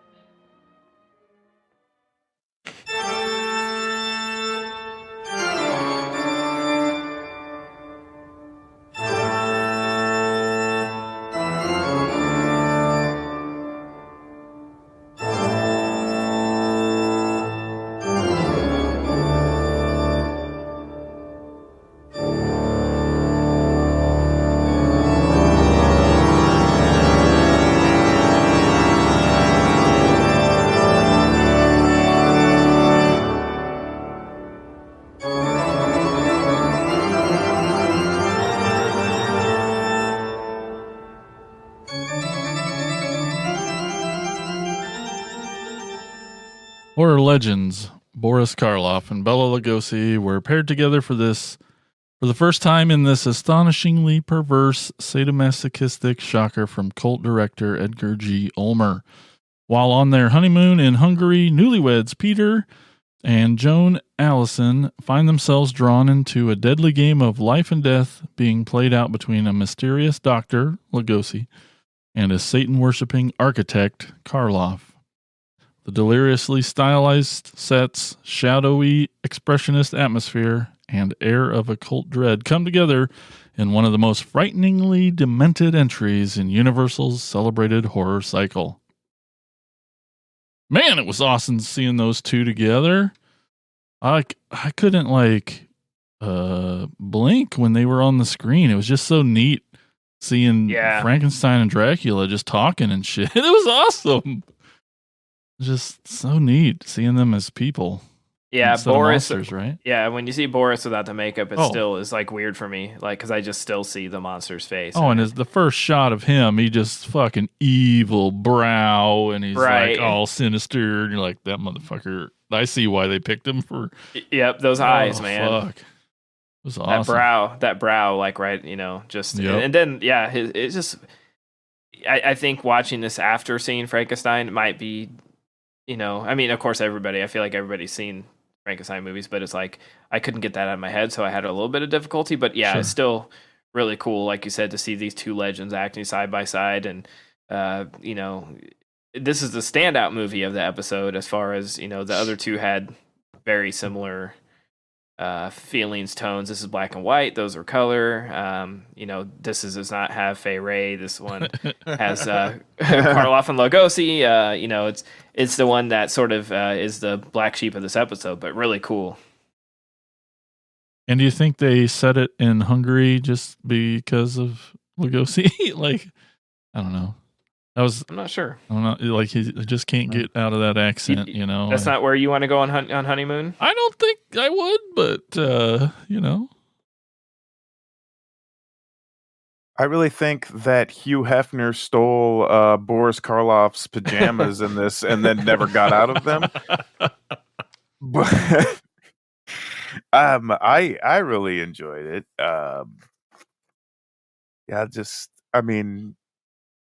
Lugosi really did bide his time in this movie. I mean, he took his damn sweet time to really kind of come to a rescue, but this this is probably my least. I mean, even though it's got the most star power in it, it's probably my least favorite of the bunch. Why so? I never really understood like the phobia of the black cat and just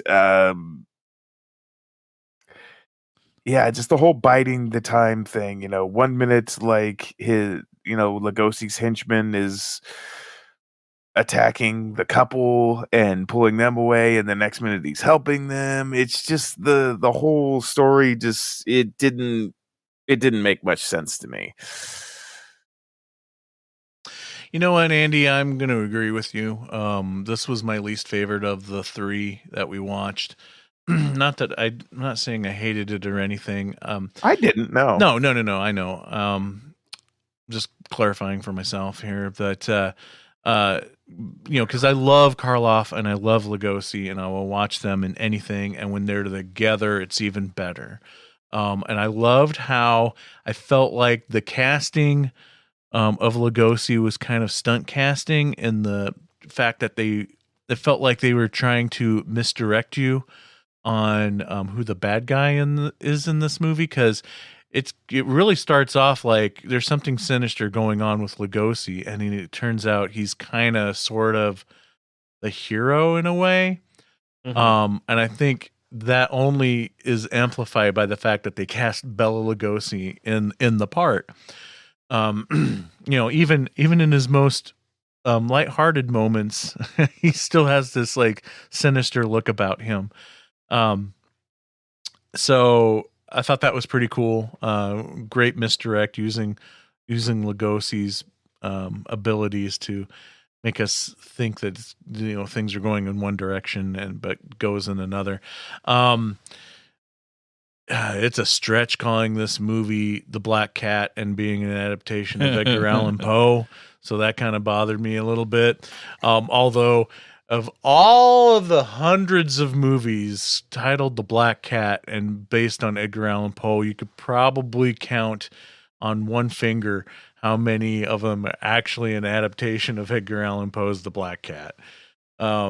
It seems like for some reason, The Black Cat is the one piece of Poe that people take the most liberties with, and just trying to cash in on the fact that it's quote unquote based on an Edgar Allan Poe story. But yeah, the two guys were amazing. I definitely feel like there's, I've had some kind of the same story hole issues that Andy had. I feel like things escalated when they could have easily been avoided. Maybe. I don't know. Yeah, it was just simple communication. Yeah. Mm-hmm. Yeah. And like, I felt, through the whole movie, I feel like there's got to be something more going on with Lugosi than there actually is. Cause he makes his manservant work for Karloff to the point of working against Lugosi in the movie. And that just makes no sense to me. But so whatever. The sets were cool. Lugosi's house was neat, and so it's worth it for the two guys and their performances, but just overall the story left me kind of cold. Karloff, sidekick. Fuck you. Karloff does not deserve. You smell my shit. Smell my shit. That limey cocksucker can rot in hell. Fuck it. We shoot now. Yeah, I thought about that too. But no, I definitely felt like they were like, we got a Poe title, The Black Cat, really cool. We got Bela Lugosi. We got Karloff. And that's where we're going to stop. Yeah. Which, that's, I guess, for me, that's enough. It's not a long movie, so I'm just in for these two hamming it up on screen, and so just the vibe of it more so than the movie going, like the story, I guess, because like you guys said, a lot of it I'm like questioning some of the stuff, but it's enough for me, especially first time watch. Like it's just more of a trip back in time to see how things were than like where I watch something now and I'm more critical of it. I keep in mind that what they, like I said, they took these ingredients and they're like, okay, we got these things, we can't go wrong now. Yep. Yeah, totally enough for me too, man. It's just so good to see those two, and I just feel dumb. Like the story stuff was. I didn't catch on to the satanic stuff fast enough. Like I didn't. They were being more subtle than they probably pretty vague should have been. Again, I think probably in fear of censorship, because I would imagine that would also be a hot button topic to not talk about in movies. Big time. Yeah, it took a while to. Why? What? But yeah, powerhouses, man. Mm-hmm. being people. I mean, IMDb even says that Karloff's character is based in part on Aleister Crowley, which, watching the movie, you don't really get. But there are some demented stuff going on with that character. Well, actually, even with Lugosi. But the idea that, like, he's kept Lugosi's dead wife's corpse in his, like, Satan dungeon. And not only that, but then turns around and is in a love affair with Lugosi's daughter. That's pretty sick and twisted, man, especially for the 30s. Any guesses on what the budget for this movie was? No idea. $95,745. Chump change. Oh, interesting. I'm trying to remember if it again probably went mostly to them. Oh yeah. Well, I'm trying to remember if this is the movie that I read somewhere that Lugosi was like highly underpaid for this movie. Like $800 or something. Ouch. Yeah. So I'm reading on the trivia. It also says Edgar Ulmer admitted in an interview that Edgar Allan Poe's story was credited to draw public attention, despite the fact that it had nothing to do with the story in the movie. Nothing. So using that name, there's a black cat, but it was Universal's biggest hit of 1934, which is cool. Yeah, and how was that black cat stuff felt really forced in? Like, I suppose we should have a black cat in it. Just let it walk through the room, yeah. Because, like, the black cat shows up out of nowhere, and Lugosi freaks out and throws a shoe at it or something. I'm like, what the fuck just happened? I'm like, is he allergic? What is happening? What's happening right now? Why is he freaking out? Yeah. Doesn't explain some things super well, but yeah, no setup to that whatsoever or anything. Yeah. All right, cool. Well, I guess that's it, right? Yeah. That's all I got. Okay. That's going to be it for the discussion on pre-code horror movies, guys. I hope these films didn't offend your senses with its hardcore content. But speaking of hardcore, we're going to move on to segments here on the show. First, though, we're going to take a quick break so you can hear a promo for our podcast network, the Prescribed Films Podcast Network. The PFPN is home to so many sweet shows, including Fans of the Dead. Fans of the Dead is a new podcast where they simply just talk about their favorite genre of movies. Each movie will get a brain rating, so definitely check them out and all the other shows at thepfpn.com. We'll be right back.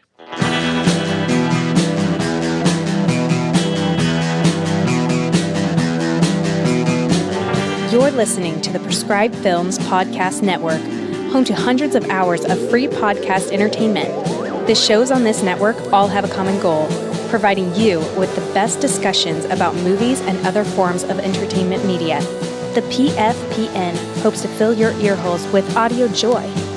Visit our website with links to all the other amazing shows at www.thepfpn.com. Thanks for listening.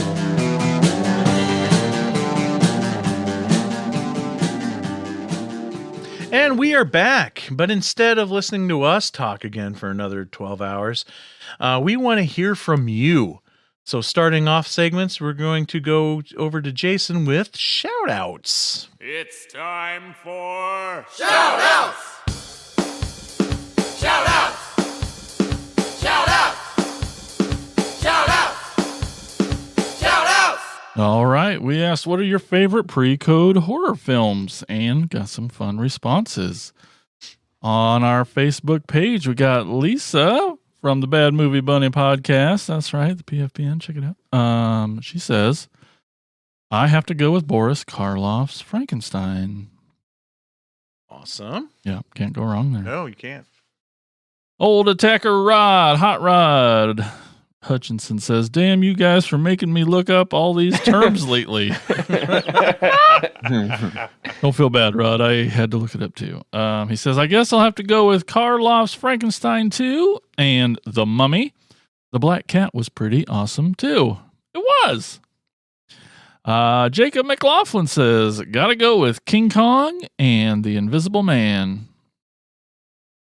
And then we got the Reebster, Mike Reeb himself. He says the Universals are a given, so I'm going with King Kong and White Zombie. Ooh, White Zombie's rad, yeah, I haven't seen that in forever. The scene where the zombie falls into the sugarcane mill still gets to me. Yeah, as it should. And then over on our Facebook group edition, we got, that Brian Clark guy. Let me expand that a little bit. Oh, my. Oh, here we go. Yeah. I'm going to take a pee. I'll be back. It's not that long a list. Here we go. He says, hey, Brian, thank you for commenting. We appreciate it, and we miss you. We do. Love you, buddy. This is an episode for you, I'm sure. Pretty much all of them. Yeah, that's right, he says. Of course, there are... And here is the list of all of them. Yes, all of them. Alphabetically. Here...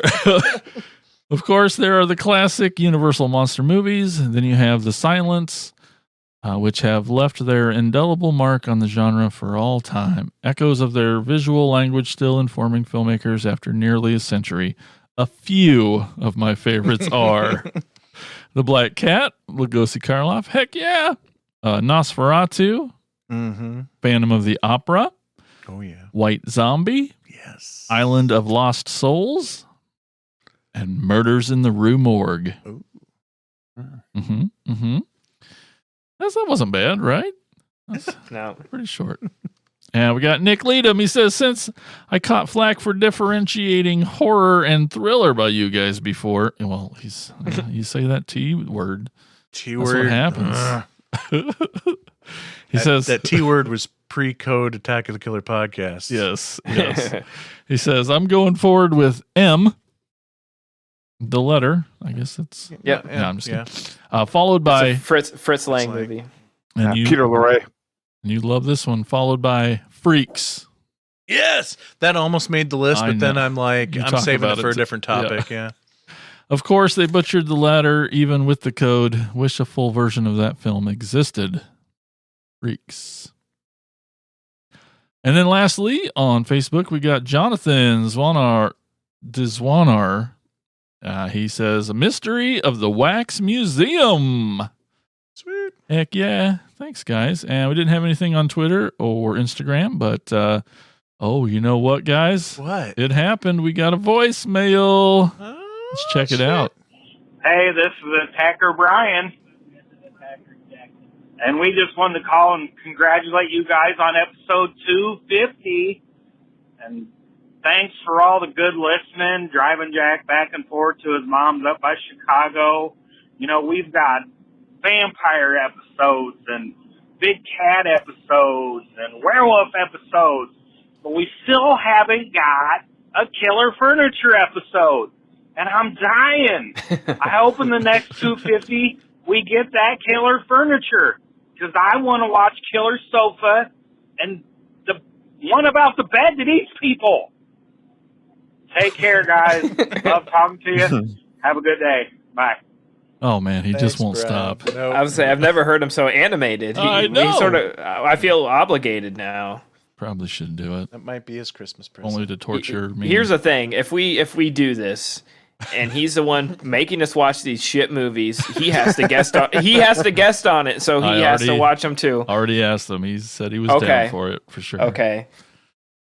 Except now I gotta watch them shit movies. I'm not excited. I might be busy that week. I know. He's tortured me about it forever. Got some family stuff coming up. I know. Well, you guys, you can also leave a voicemail and we'll play it on the show. You can give us a call at 415-952-6857 or 415-95-AOTKP. Leave us that voicemail just like Attacker Brian did, and we'll play it on the show. And that is shout-outs. Thank you, Jason. You're welcome, Mike. Now, here's proof that we need more government funding for mental health care in our country. Here's Recasting with Christian Slater.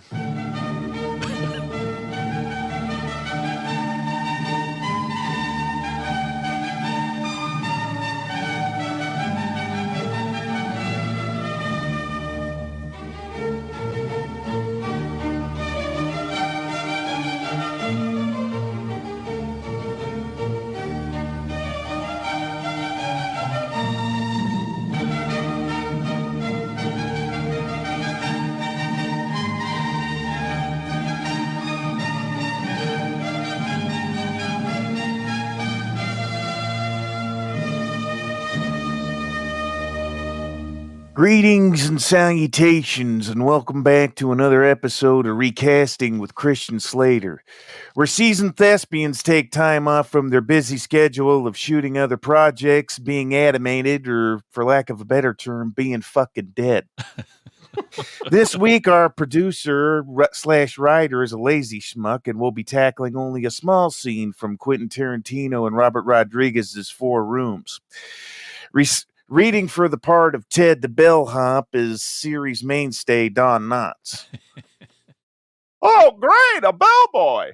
It's bad enough I actually have to be at your beck and call. Now I have to do it figuratively and literally? The fuck out of here. Oh, my mistake. You got something better to do, Mr. Limpet? Oh, a fucking comedian. You know, playing second fiddle to Griffith wasn't that bad considering he was actually talented, but this is the shit. Not gonna argue with the last part. Reading the two lines of a 6-year-old Mexican boy named Guancho is Eternia's own Skeletor. Wait, what? 2 lines? Sorry, it's the best I could do. Really? You think I came all the way down here for this shit? Say the same thing every episode. Reading for the part of a 10-year-old girl, Sarah is our favorite 2-legged, 2-armed moose, Bullwinkle. Down in the West Texas town of El Paso, I fell in love with a Mexican girl. What? You said the boy was Mexican. I can only assume that the girl is Mexican as well. I'm singing a song about her. A friend of mine named Marty Moose wrote it. I got so much pussy from that song. First of all, that was Marty Robbins who wrote the song. And secondly, she's not even Mexican in the movie. But she says she's Mexican in the song. Not the song, the movie. I'm confused. Did Marty Robbins or Rodriguez write this movie? Oh, God damn it. As usual, Gary Busey has joined us before I could introduce him. Hello, I'll bring you tidings and the comfort of boys. Nope. Nope. I'm not even going to touch that one. To avoid any confusion, Bullwinkle will be reading the part of Betty, and Gary will be reading the part of the Guinness girl in the next scene. Let's get going and see if we can do Marty Robbins justice. I knew it. Page 64. After a moment of darkness, the night is disturbed by the loud crashing of fireworks outside the window. Sarah sits up, eyes closed. Her face feels warmth coming from the window as she tilts her head toward it. The light of fireworks dances its reflections off her face. She inhales deeply, then makes a sour face. She goes for the bathroom, arms outstretched like a blind girl. She gets to the bathroom, turns on the light, and searches for the sink. She begins to wash the ointment off her eyes very carefully. She dries her eyes thoroughly and opens them. Checks them in the mirror, a little red, but otherwise fine. She goes back into the bedroom, turns on the television, and grabs the new champagne bottle. She shakes it violently. Juancho awakes. He turns his head towards her. His eyes are still closed. Are you watching TV? The champagne bottle explodes. She pours herself a glass. Yep, and if you want to watch too, you'll have to go wash your face. Juancho gets up smiling and tries to run to the bathroom. He slams into the wall. Hard. Be careful. Juancho walks into the bathroom a little slower, more cautious. She pours herself another glass. She downs the glass and shudders. She smells the bad smell again. Only now, she really smells it. She smells her feet. Nothing. She smells the champagne. Nothing. Juancho enters the room and sits on the bed. Sarah grabs his foot and smells it. She drops his foot. Juancho stares blankly at her. Sarah stares down at the mattress. She smells the mattress. Wancho looks at her as if she's drunk. Sarah leaps off the bed and turns on the room lights. She takes a huge swig from the champagne bottle, then stalks toward the mattress. Wancho leaps off the bed as well as stands back. Wancho pulls the mattress off the bed springs enough to see what's underneath it. Wancho screams. Sarah is too stunned to scream. Stuffed into the bed springs of the mattress is a woman's dead and beaten corpse. Cut 2, close on. Ted's phone ringing. Ted looks at the phone as if pondering whether or not to answer it. He taps his fingers. Finally, he answers the phone. Room 716.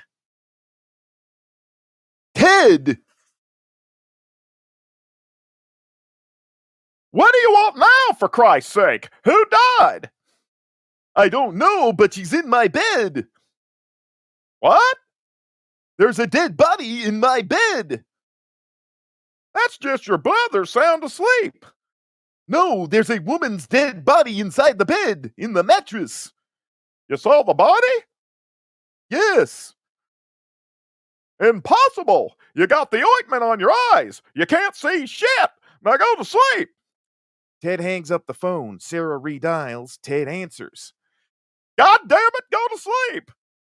I washed it off. You washed off the ointment? Yeah, didn't you ever think to do that? Ted is quiet on the line, thinking. Wancho lights up a cigarette for real and takes nervous puffs. Sarah carries the phone over to Wancho and snatches the cigarette away from him. She stuffs it in her own mouth and nervously takes a long drag on it. You never tried it, did you? Then you agree that I'm smarter than you. All right, now you listen to me.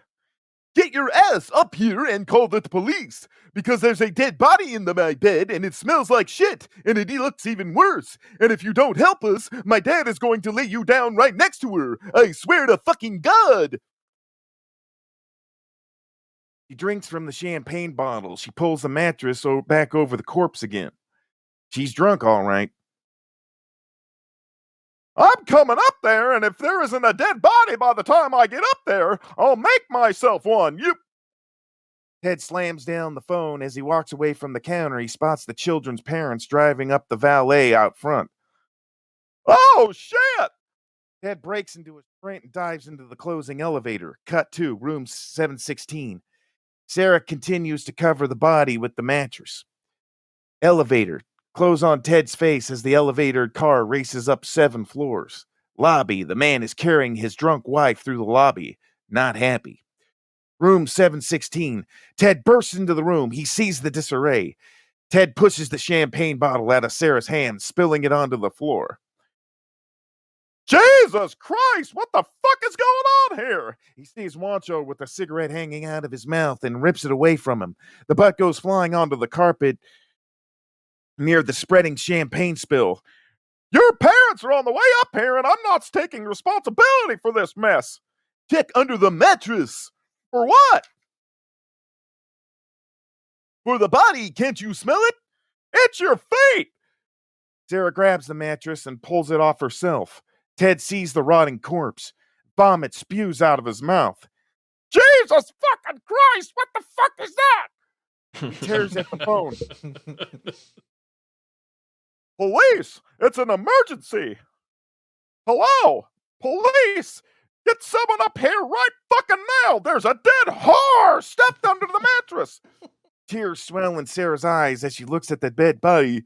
Don't call her that! I'm dead fucking serious! There's a dead fucking whore stuffed in the bed springs of the fucking bed! Stop calling her that!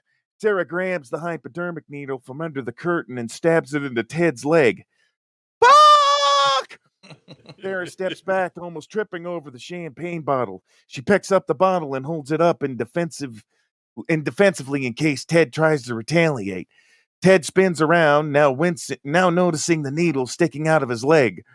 Jesus! Wancho lights up another cigarette. Champagne spill has spread to the fallen cigarette butt. The carpet bursts into flames around the spill. Cut 2, exterior, room 716. Close going on to a key going into the keyhole outside. Back to room 716. Ted tries to pull the syringe out of his leg, but yanking it makes it break in two, the plunger in his hand and the needle stuck in his leg. Ted staggers and grabs a hold of the dead woman's foot for support as he steps on the remote control, flipping the TV on to the nudie channel, just as the man opens the door. Man stands at the door, drunk wife unconscious in one arm, the doorknob handle in the other hand. He's looking mean. From the man's point of view, he's focused on the dead woman and the bed springs. We pan up on the dead woman's leg to find Ted holding the foot. We pan down to see Ted's leg find the hypodermic needle jutting out, then pan over to the other hand holding the broken syringe plunger. We pan over to the nudie channel, then down to the fire blazing behind the children. Pan up to the drinking champagne bottle in Sarah's hand, then over to the cigarette hanging out of Wancho's mouth. Wancho tosses the cigarette out of his mouth to an area behind him. Another blaze starts immediately. Man drops his wife on the floor. And the man says, "Did they misbehave?" Next scene. Interior hotel lobby night. The elevator rides down to the lobby. The doors open, and a wet, disheveled, and frantic Ted steps out. He staggers across the lobby to the reception desk. He grabs the phone. Interior, Betty's apartment, almost dawn. The wild New Year's Eve party is winding down. Some guests are passed out, some are asleep. Some are making out. Two guys are playing Nintendo. A girl watches them. The phone rings. The girl, who wears a Guinness Stout t-shirt, answers the phone. Happy New Year. Intercut scene is needed. Let me speak to Betty. Party's over. She probably went home. She lives there. Yeah, I know her. Well, then put her on the phone. It's an emergency. Who said I say is calling? Tell him Teddy's from work on the phone, and it's a major fucking emergency. Hi, Ted. I'm Margaret. You sound down. Has this not been the happiest of New Year's? No, Margaret, this hasn't been my best New Year. This year's starting off pretty fucking badly. Oh, how come? Well, Betty leaves me here all by myself on New Year's Eve, and the first thing right off the bat, I'm fucked by a coven of witches. You were fucked by an oven full of witches?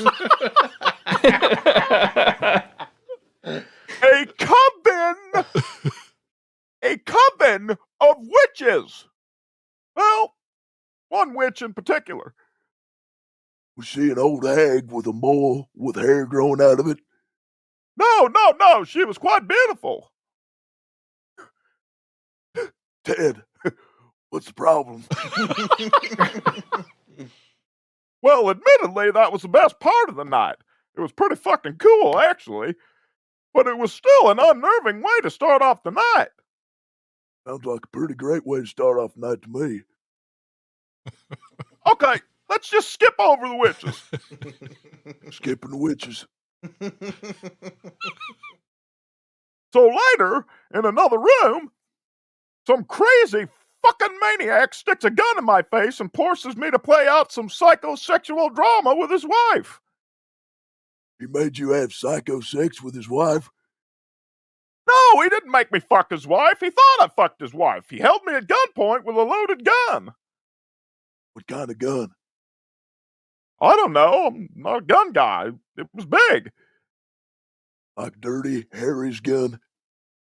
Yeah, something like that. Did it have a long barrel or a short barrel? What difference does it make? Well, for one thing, it's the difference between a 44 Magnum and a Magnum 357. Who the fuck cares whether it was a 44 or a 392? It was a fucking loaded gun. It was pointed right at my fucking head. Want to skip over to this part too? I want you to get Betty on the phone right fucking now. Hold on. Anybody live here named, what was her name again? Betty! Betty. The whole sleepy room stirs. Betty wakes up from the floor. Yeah, what you screaming about? You're Betty? Yeah, I'm Betty. It's my fucking place. Who the fuck are you? I'm Margaret, and this is Ted. Betty takes the phone.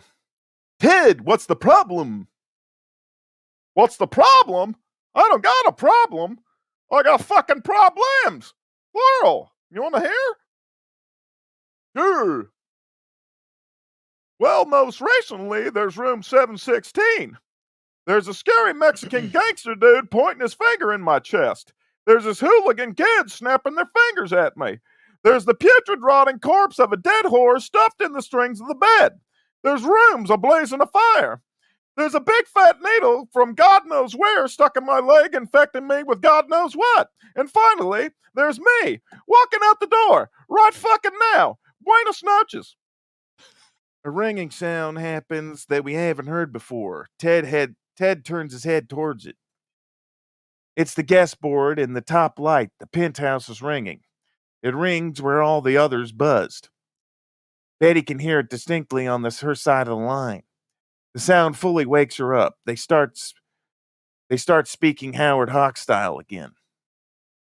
Is that the penthouse? Yeah.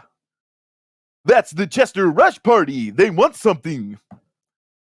Yeah, well, tough titty. They're just gonna have to wait, cause I'm off. Now, Ted, wait a minute. I know you're freaked. I know you're stressed. You've had a real bad night. Yes, Betty, I've had a real bad night. The only thing I ask is that you take care of Chester Rush, then you can leave. Now look! Ted, he's very important guest of this hotel. In fact, he's the most important guest of this hotel. The Monsignor used to have to be a haven for movie stars. Through the 30s and 40s and the first half of the 50s, more movie stars, if you break it down on a night-by-night basis, stayed at the Monsignor more than any hotel in Hollywood. Now, we've had our hard times in the 80s, even though we were the official hotel of Canon Pictures, but we're coming back strong in the 90s. And more movie star clientele is important than to that comeback. If we keep stars of this magnitude happy, we're on our way. So, Ted, just take care of them and you can leave. Look, I don't feel like... He probably just wants some champagne. You can do that, can't you? Please just take care of him. The entire staff of the Monsignor is begging you. Ted crumbles. Okay, but you get your ass down here pronto. You're a good man, Ted. Thanks. Ted hangs up the phone and picks up the board phone. Hello, Mr. Rush. Sorry for the delay. How can I help you? This concludes our episode of the long-winded ass and supposedly short recasting with Christian Slater. I can barely talk, so that is my exit.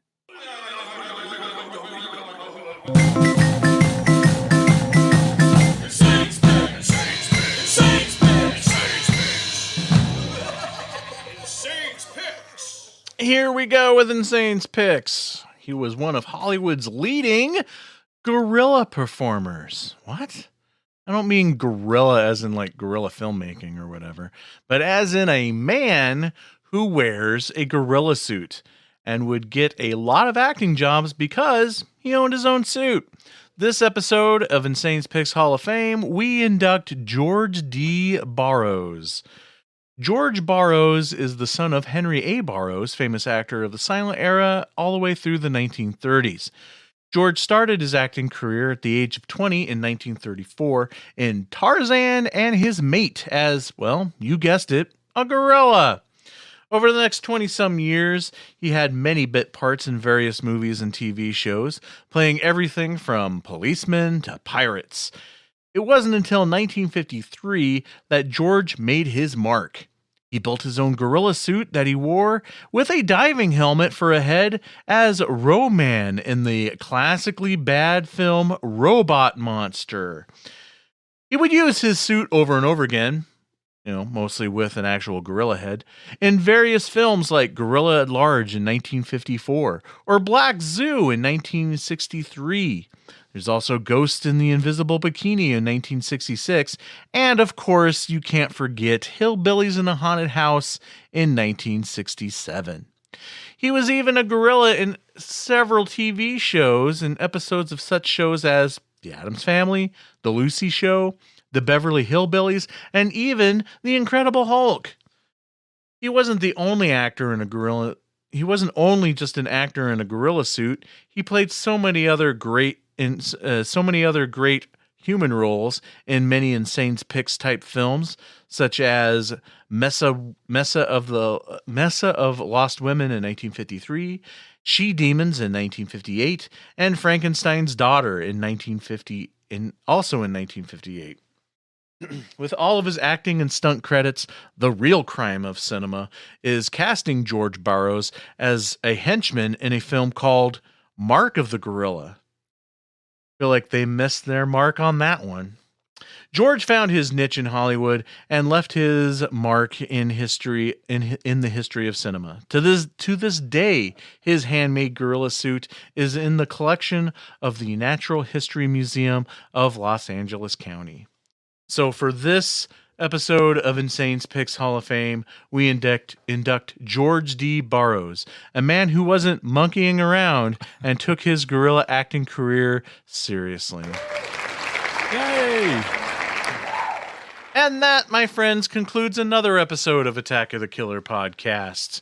Special thanks goes out to the supporters of the show, the attackers, the people who keep this show going. If it wasn't for them, who knows where we would be? Who knows? But I hope this show is a bit educational for you as well as Jason on the PreCode Horror. Thanks for listening, and until next time, we'll talk to you on the next episode of Attack of the Killer podcast. See ya. Oh no, could this be the end of? Attack of the Killer podcast.